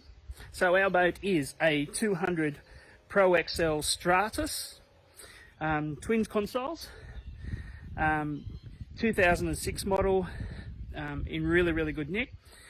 So if I head down the back of the boat here, we've got our Mercury motor, Optimax.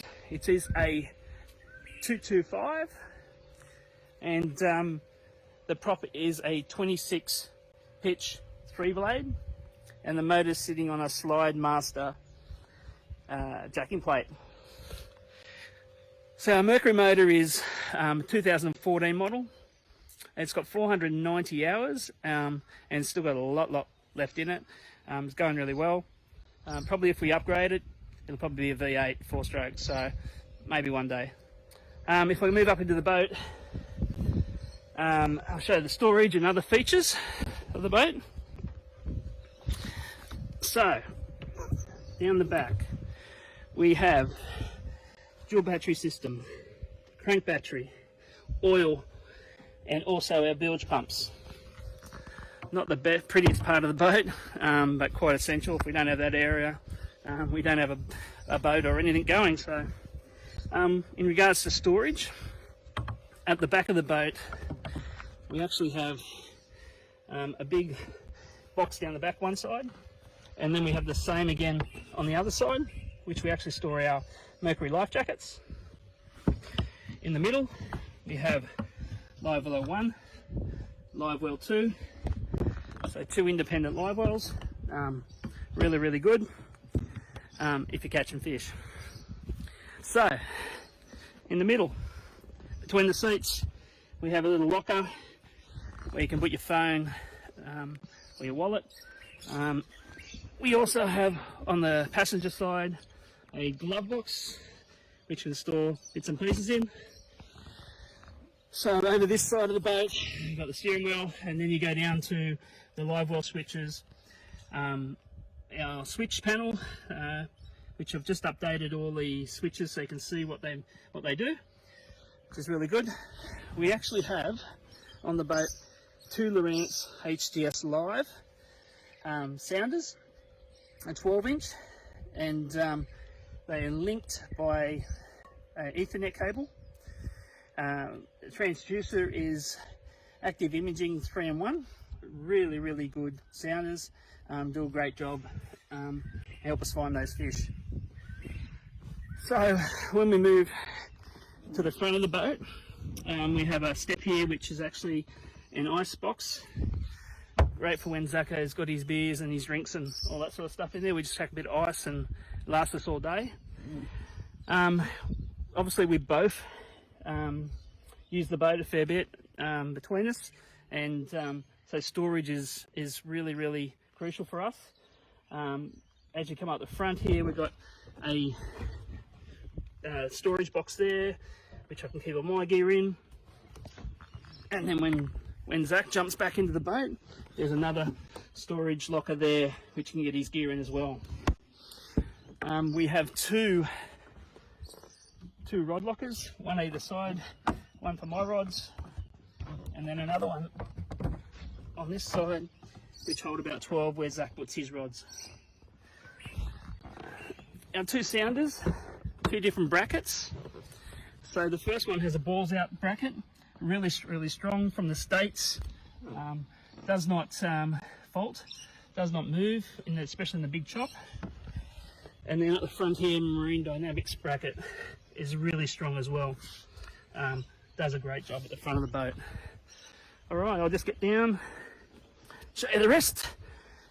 So at the front here, we have a motor guide, 82 pound, 24 volt. Does a great job on the boat.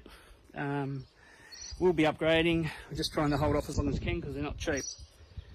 The other thing on the boat, it's towed by a big aluminium trailer, has dual axle, really big beam holding the boat, really strong boat, trailer. So that's our boat, catch on the water.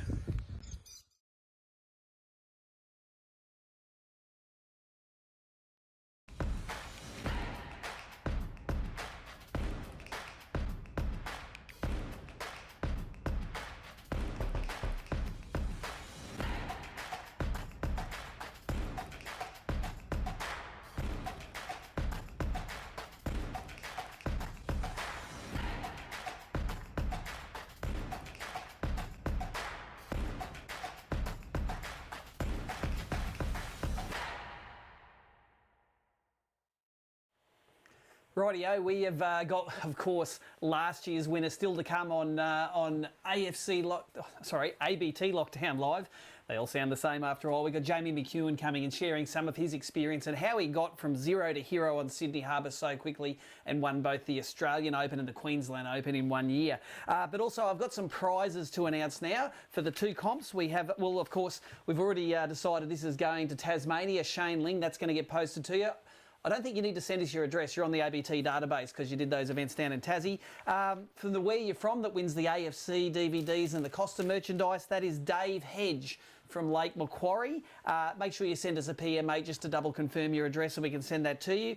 The Rapala comp was Mick Randall, who loves throwing top orders, so he picked, I think, the Skitter Pop in there. Nicole, next time, give us... Oh, yes, she did. Rapala Skitter Pop. It's in there. So, Mick Randall, you've got this Rapala pack coming to you. Thank you very much for joining us this evening, and entering those comps. We've got a couple of things. We've got Jamie McEwen coming up, and after that, we have some 2017 highlights for when the Oz Open was won on top water. Right now, though, let's go and have a chat to the silent assassin, Jamie McEwen.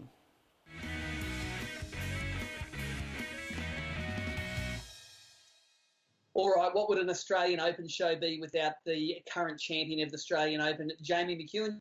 Jamie, welcome. It looks like you're in your happy place there in southeast Queensland at the moment. Yeah, mate. Yeah, it's the only sort of happy place we have at the moment to remind us of what tournament fishing's like. So yeah, no, it's cool in here. I like it here. And your lockdown time, mate. You're doing a bit of homeschooling. What's your days entail at the moment? Yeah, Monday to Friday, mate. Is homeschooling, so probably should have listened a bit better when I was at school. Otherwise, things could be going a bit smoother. What grade maths are you doing? Grade 2. So it's an even competition or what? Yeah. My daughter's helping me a lot.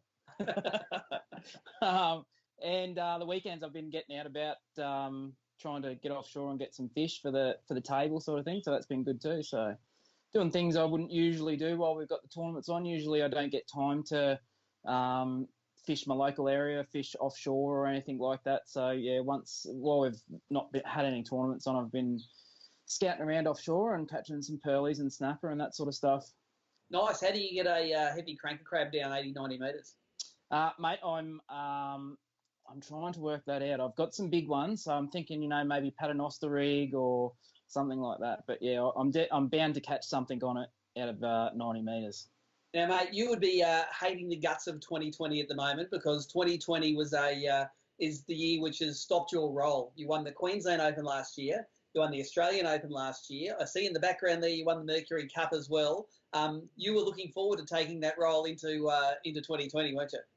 Yeah. I was really looking forward to fishing the Open again. Like, I think it's probably one of the hardest tournaments you can try and defend, I reckon. It's such a huge arena. There's so many people that are, experienced at fishing that arena. And yeah, it would have to be one of the hardest competitions to go back to back on. So yeah, I was pretty keyed up to get stuck in. Well, mate, your learning curve on Sydney Harbour and the Hawkesbury, though, was pretty steep because it was only your second Australian Open that you'd ever fished. I think you'd done a couple of events at the Hawkesbury before. Yep. Like we did a grand final down there. I remember we camped out at Narrabeen there and did that grand final. Yep.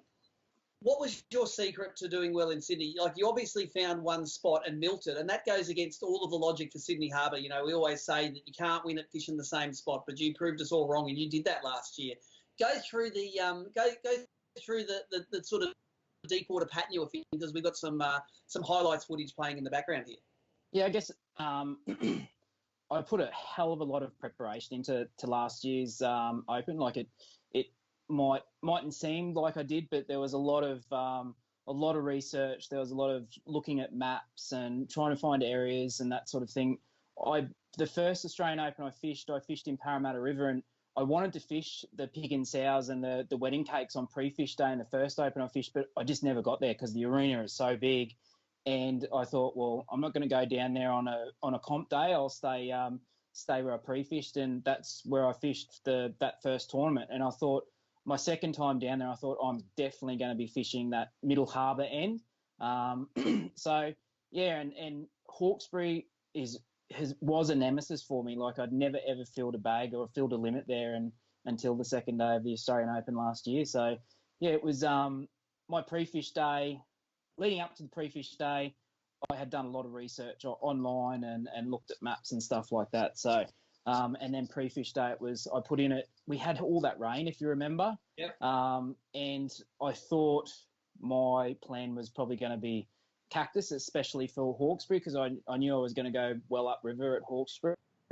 So in saying I put a lot of preparation into it, I probably didn't have a lot of nerves or expectations because of the rain. And then I pre-fished. I didn't pre-fish Hawkesbury. I pre-fished Sydney, put in at, is it Rose Bay down in Middle Harbour down there? And it was like dodging stumps, pollution, all that sort of stuff. That day it was terrible, and I'm just driving out thinking, oh my God, this is going to suck. Went out to the wedding cakes, pulled a quick couple of fish off there, just average fish, and then saw the cardinal markers for the pig and sows and thought, I'll go and have a look at that. And I really wanted to fish at top water, and went over there, and I didn't know the area, so I was probably 100 metres off the reef itself, and I thought, I'll just work my way in, chucking this crab until I get shallower so I can have a look. I didn't know where the bombies were or anything like that. Got in there, I was probably 100 metres off, and I just randomly chucked the crab towards the reef, and next minute loaded up with a 36 forker, and I thought, this is cool. And then got in closer again and had another cast, and it was a 37 forker, so I thought I'll leave that. That's my day one plan. That's me. That's awesome. And did you ever get to throw a topwater? No, never did. I might give you something to do next time we fish an Australian Open, mate.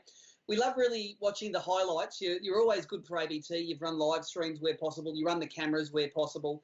Tell us, like the crab rod you're using in these highlights, it looks a little bit shorter than a lot of the rods the guys use. Take us through your crab throwing system, because I know it uses the gear of one of the great ABT sponsors, Samaki and Josh from Bluefish. So take us through the gear you were using to do it last year.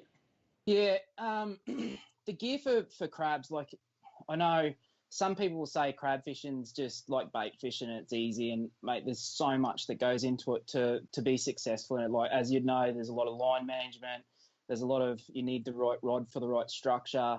Yeah. So you need all that sort of stuff. But I was using an Archer, Samaki Archer 6.9. So it was a little bit shorter. And I was using the Akuta, which is a Samaki product as well, 2500 reel. And I had to up everything a little bit because it was serious country that I was fishing. Yeah. So yeah, it was sort of hold on and you really had to get them out with really tight drag, and then you could back your drag off a bit. But you just had to, if you lost the fish, you lost the fish. Like, that was just, and I lost plenty. Like, there was a couple of times there where I went up to, I was using 14-pound leader, and I was still losing. And yeah. There's some giants there, that's for sure. Happy days, mate. Well, like all things, the year after it's won on a spot, you might have a little bit of company there next time. I remember you pointing me towards a Betts weigh-in where old mate was standing next to the camera and he was saying, I would have won on that spot, but some bloody Queenslander, won off the Australian Open off it the week before. I had a bit of a laugh about that because, people have been trying to win the Oz Open off that spot for a decade, but no one has actually been able to do it. Yeah, I think that's the crabs, mate. The crabs have redesigned our tournament fishing, really. Like, it's added, in my opinion, I think you can probably say from a lot of the arenas we fish, that's a good crab fishery anyways. It's added probably 1 kilo to 2 kilos to limits here and there, sort of thing. So yeah, it's a outstanding sort of lure to revolutionise our series. Yeah, mate. Look, I noticed on the wall behind you there's that Mercury Cup from 2019. That's something that ABT runs through the whole series. The best ranking points for the Mercury is during the year gets it. Now, you came into the grand final last year having had that thing basically won because you won the Queensland Open, you won the Australian Open, and you did well on the grand final, which are 3 of the biggest ranking points events that there are. I hear rumours that you're going to start a new business next year. You're going to maybe get into a little bit of charter work, mate. Is it another Mercury for the back of the boat for that one, or what? Yeah, mate. Yeah. I'll definitely be upgrading the motor. So that is the plan. Yeah, that is the plan. So we'll be looking at getting into a bit of offshore and offshore fishing, not charter work, and estuary inshore charter work. Showing people what we do. The light line. Like, a lot of people say, catching bream, blah blah blah, but yeah, once they get out and have a crack and catch a bream on light line or catch a flathead on light line, it's like, yeah, right, that's pretty cool. So, show them what we do. But yeah, mate, I'm looking to upgrade to a nice V8 Merc. So that's the plan. Happy days, mate. And anyone in the ABT network that wants to go and catch a fish on the Gold Coast, how good would it be when we can travel again? You go to the holidays on the Gold Coast with your family, shoot them off to SeaWorld and go fishing with Jamie for a day and get the crab master lesson. That's the plan, isn't it? That's it, mate. That's it. Yeah, we'll have all sorts of things going on with hopefully through ABT and all that sort of thing. So yeah, it'll be good. Awesome, mate. It'll be good to have a good crab throwing operator on the Gold Coast finally. Mate. Yeah. Hey, tell us about your new tournament jersey there, mate. I know you're pretty famous for wearing the old pink flamingo shorts. Must be one of your lucky charms doing it, but I've noticed that it's crept up onto the jersey a little bit. The pink, mate. It's when's it going to get into the hat? Oh yeah, I don't know. I don't get custom hats. I only just get the custom shirts. But it came about. I don't mind the bright colours. That's a given sort of thing. But I was getting some shirts made for this year's shirts made for my son and daughter, and I couldn't get just blue and I couldn't get just pink. So they had a bit of blue and a bit of pink as well. So and Dad doesn't mind it either. So there you go. Designed by a committee. Yeah, that's it. Mate, I know you're chomping at the bit to get back into tournament fishing, but like all the good corporate citizen that ABT is, we'll only start tournament fishing when it's the right thing to do and when all of the laws allow it. In your dream world, what would be the very first tournament on the tournament calendar if we came back into it? What would you like to go and fish, and what's chewing you up that you can't fish at the moment? Mate, I wouldn't care. Hey, I just would love to get to an ABT, see all the boys and get amongst it. I think there's a couple of places where the Declan Betts interview I did with him on the ABT Angler page.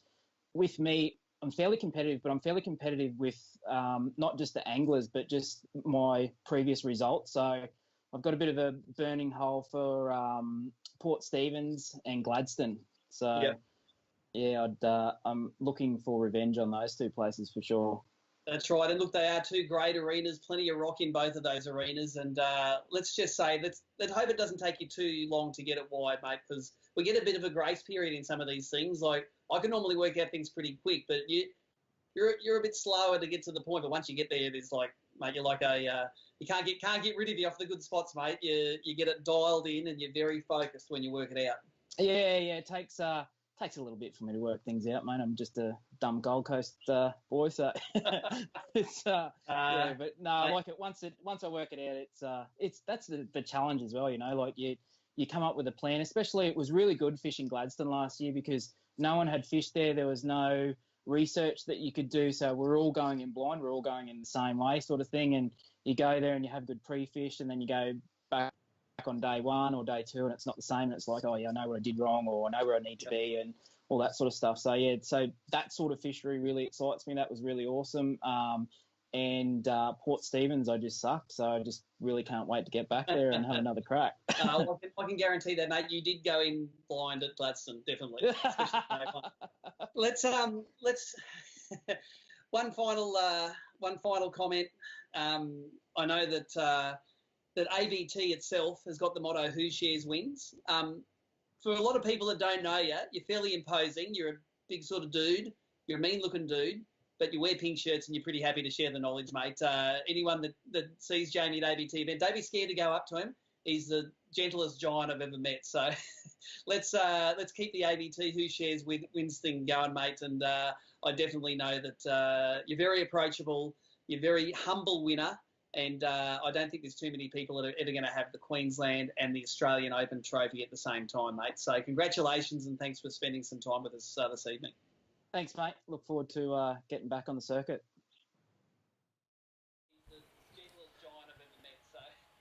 Well, there you go. Jamie McEwen, the 2019 Daiwa BREAM Australian Open champion, putting it out there and taking you through his whole process from go to woe. It took him only a couple of years to win the Australian Open. Now, I said there were no more comps on, but I've got one more comp tonight. Nicole doesn't know about this. We always have to have a comp that involves Nicole because she does all of the work behind the scenes to make this happen. I've got a Carl Jochimson jersey. I think I've got all sizes apart from one size in this. For the person that can guess Nicole's height. Ooh, am I going to get in trouble for that? Probably. If you can guess Nicole's height in centimetres, it's got to be. And it's full length. It's not to the fork. It's full length. We'll get a Carl Jochimson jersey. We have one more segment running tonight, and after that, we're just going to call it quits. But at the end of that, we're going to draw the Nicole's height segment. Maybe the first person that gets on there and gets it to the centimetre right will win the Carl Jochimson jersey. But the segment I've got tonight is the very first time that I ever tried streaming fishing live at the request of Craig Simmons was at the Australian Open. And at that point, Neil Carstairs from Mortgage Corp came and said, I want to sponsor that. And he's been sponsoring live fishing broadcasting from ABT ever since. It's the day 3 highlights from 2017, the year that I won the Australian Open. I had Adam Costa from fishing.com.au on board. Here is 11 minutes of fishing culminating in the best bent minnow bite that I've ever had. So while this is playing, make sure you guess Nicole's height. We're going to come back at the end to award that last prize and wrap up episode 5 of ABT Lockdown Live. It's been a great night. We've had over 200 viewers for most of the night. Best numbers so far. Thanks for joining us, guys. We're going to catch you in another 11 minutes' time.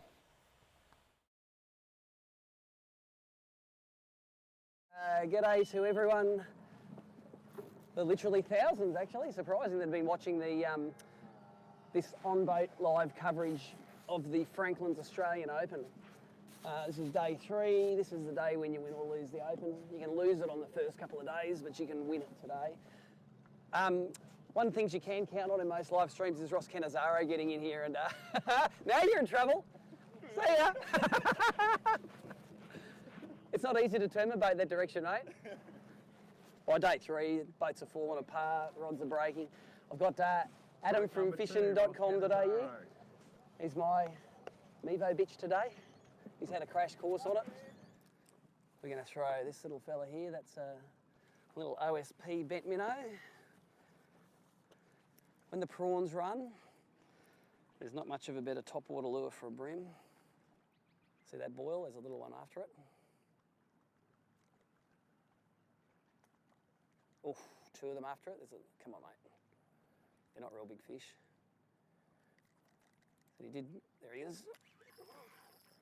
That's a little one. Don't think it's legal. Not going to go legal, but that's a much better response to the Hawkesbury yesterday, because yesterday I didn't even get one suck it off the surface. And as soon as there was 2 fish there, he had a grab of it. If old mate Brian from the US is watching, hey, this is all the icons in one shop. Opera House, Harbour Bridge, annoying wash-making ferries.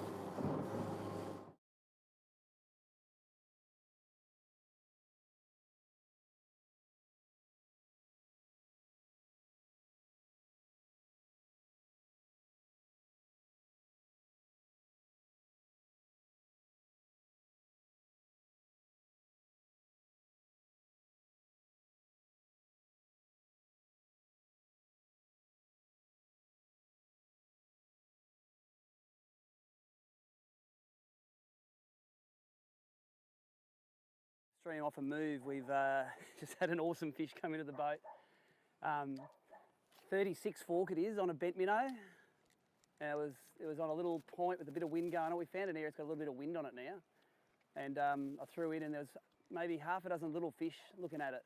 And they just all parted and this just big donkey came and ate the bent minnow and had it halfway down his throat. Awesome, I'm pumped. I had him on the 15-pound braid and like the 10-pound leader. He didn't have much of a chance of getting away. And he is now in the box, so we have 1 fish in the box for like 1.1 kilos. It's a big middle harbour, big-headed fish. Actually, let's do the right thing. Let's show it to you. So I'm still pumped about this fish.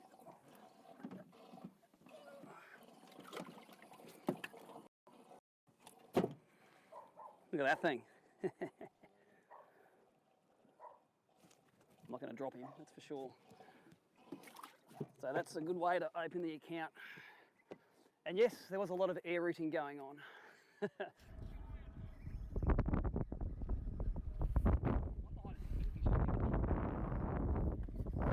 Oh shit. Number 4.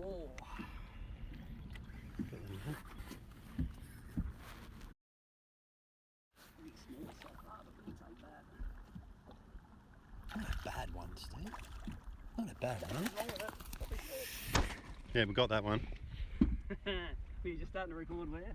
Yeah, well, it was on for 45 seconds. Super.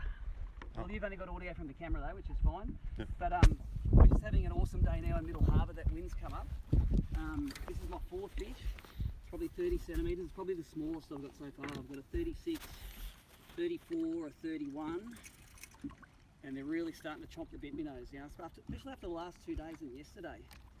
The fish not wanting to eat the bent minnow, all of a sudden, it's game on. And so this is probably 4 fish for 3.5 kilos at the moment. Measurer, he's 32. So I'm loving it. You said I can fish day 3 of the Open and catch awesome fish like this on bent minnows. Let's say, take me there tomorrow. Let's catch 5. Oh, another big one. Yep. Get out of there. There's another 30 something. Oh no, he's a bit small. Glad I've got heavy line on today.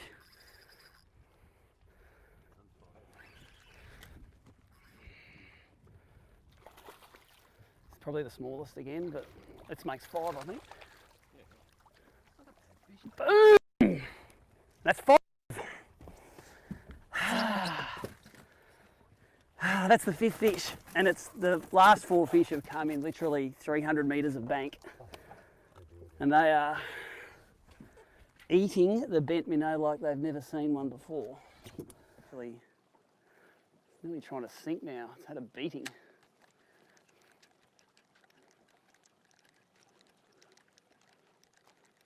Oh, there's a bream following it at high speed. And a big one. Oh, look at that big one. Eat it. Yep, there he is. Come here. Oh, get out. This has been happening for an hour now. Big bream just coming out of nowhere to eat the bent minnow.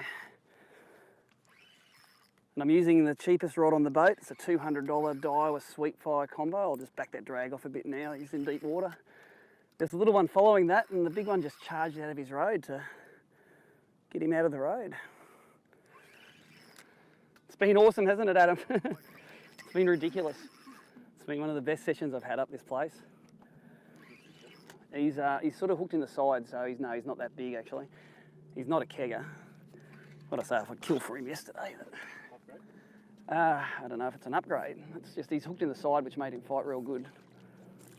Oop, there we go. I don't know if he... It's a good day when you don't think he's going to make it into the box. That's him there. He's probably a 29 or something. Probably no good.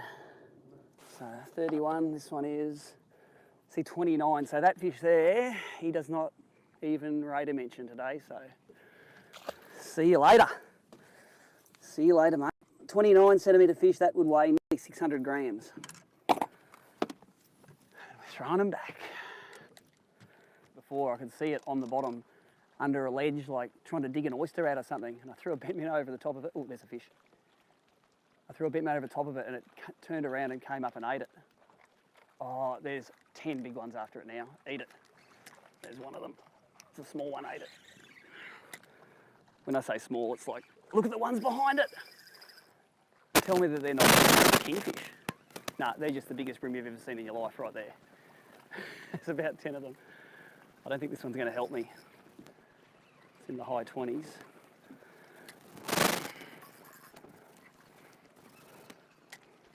What is it, 31? That's the... Just pole them. Maybe double, maybe it will help me. I don't know.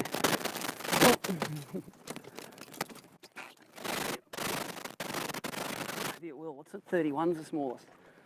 There it is. It's a big-headed fish.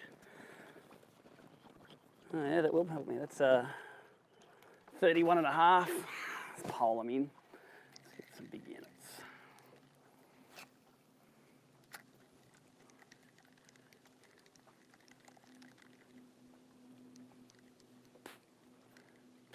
And this is so typical of the Open. You've got a, oh, there's a fish. Look at him coming out. That's a good one.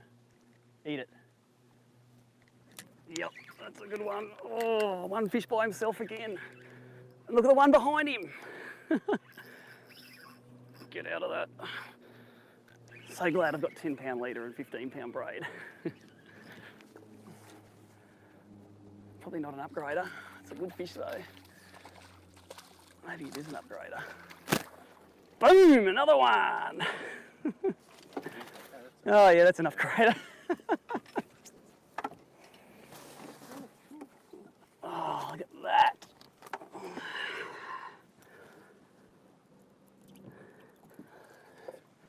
Check him out, he's later mid-30s, that guy. Well, just on 34. Big side. There's a bent minnow day for the ages going on. Oh, there's a big fish just swimming shallow.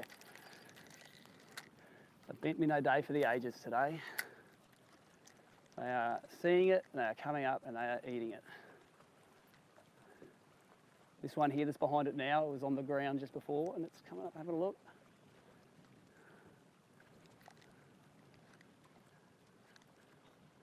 They're too little. I don't want any of them. The wind's just right, the tide's just right, the watercolour's good. I'll put the pussy tackle away using the big gear. This is 15-pound braid, 10-pound leader. This is exactly what Greg Lee would have been fishing up here. Of course, the Australian Open trophy is the Greg Lee Memorial Trophy. Look at another cloud of them. When's the big one turning up? There he is, he's underneath him. You can't see him, can you? Oh, it's the big one. Oh, the big one nearly ate it then. The little one got it. The little one. Oh, hit a rock. And there goes the last white bent minnow. That's all right. I've got more bent minnows in there. There's one. Oh, that's I think it's decent. No, he's little. Notice that? No drag. It's locked up. It's a legal fish. It's probably 26, 28 centimetres. Not going to help.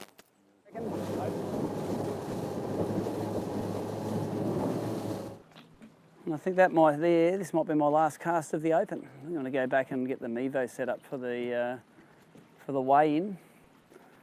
I'm going to take a while and fish this all the way out on the bottom, since it's going to be my last cast. My producer here today will be happy for that. It worked him hard today. All the observers on my boat have worked hard, and thank you very much for helping share this with the rest of the anglers out there. So there you go. That was the 2017 Daiwa BREAM Australian Open. And how smart is Adam Costa? He was on the phone the whole way through that, buying every single white bent minnow in Australia. It took us a while, but we finally got Nicole's height there. Thanks very much, Nicole, for being a good sport and for putting all of the stuff together tonight. Thanks very much for the audience. That's the biggest audience we've had yet on ABT Lockdown Live. Next week, we're going to be doing it all again. Make sure you come back, share it, tell your friends. Let's have some fun before we can start tournament fishing again. Until next week, Steve Morgan checking out from the ABT Secret Bunker.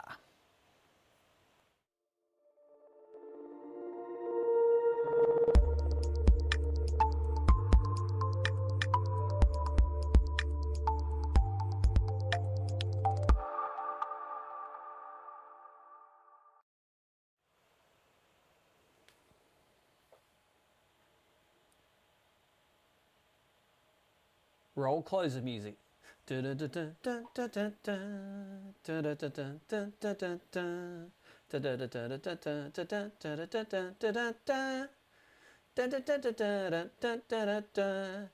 if Michael Randall's online, you need to send us your address so we can send you the prize that you won.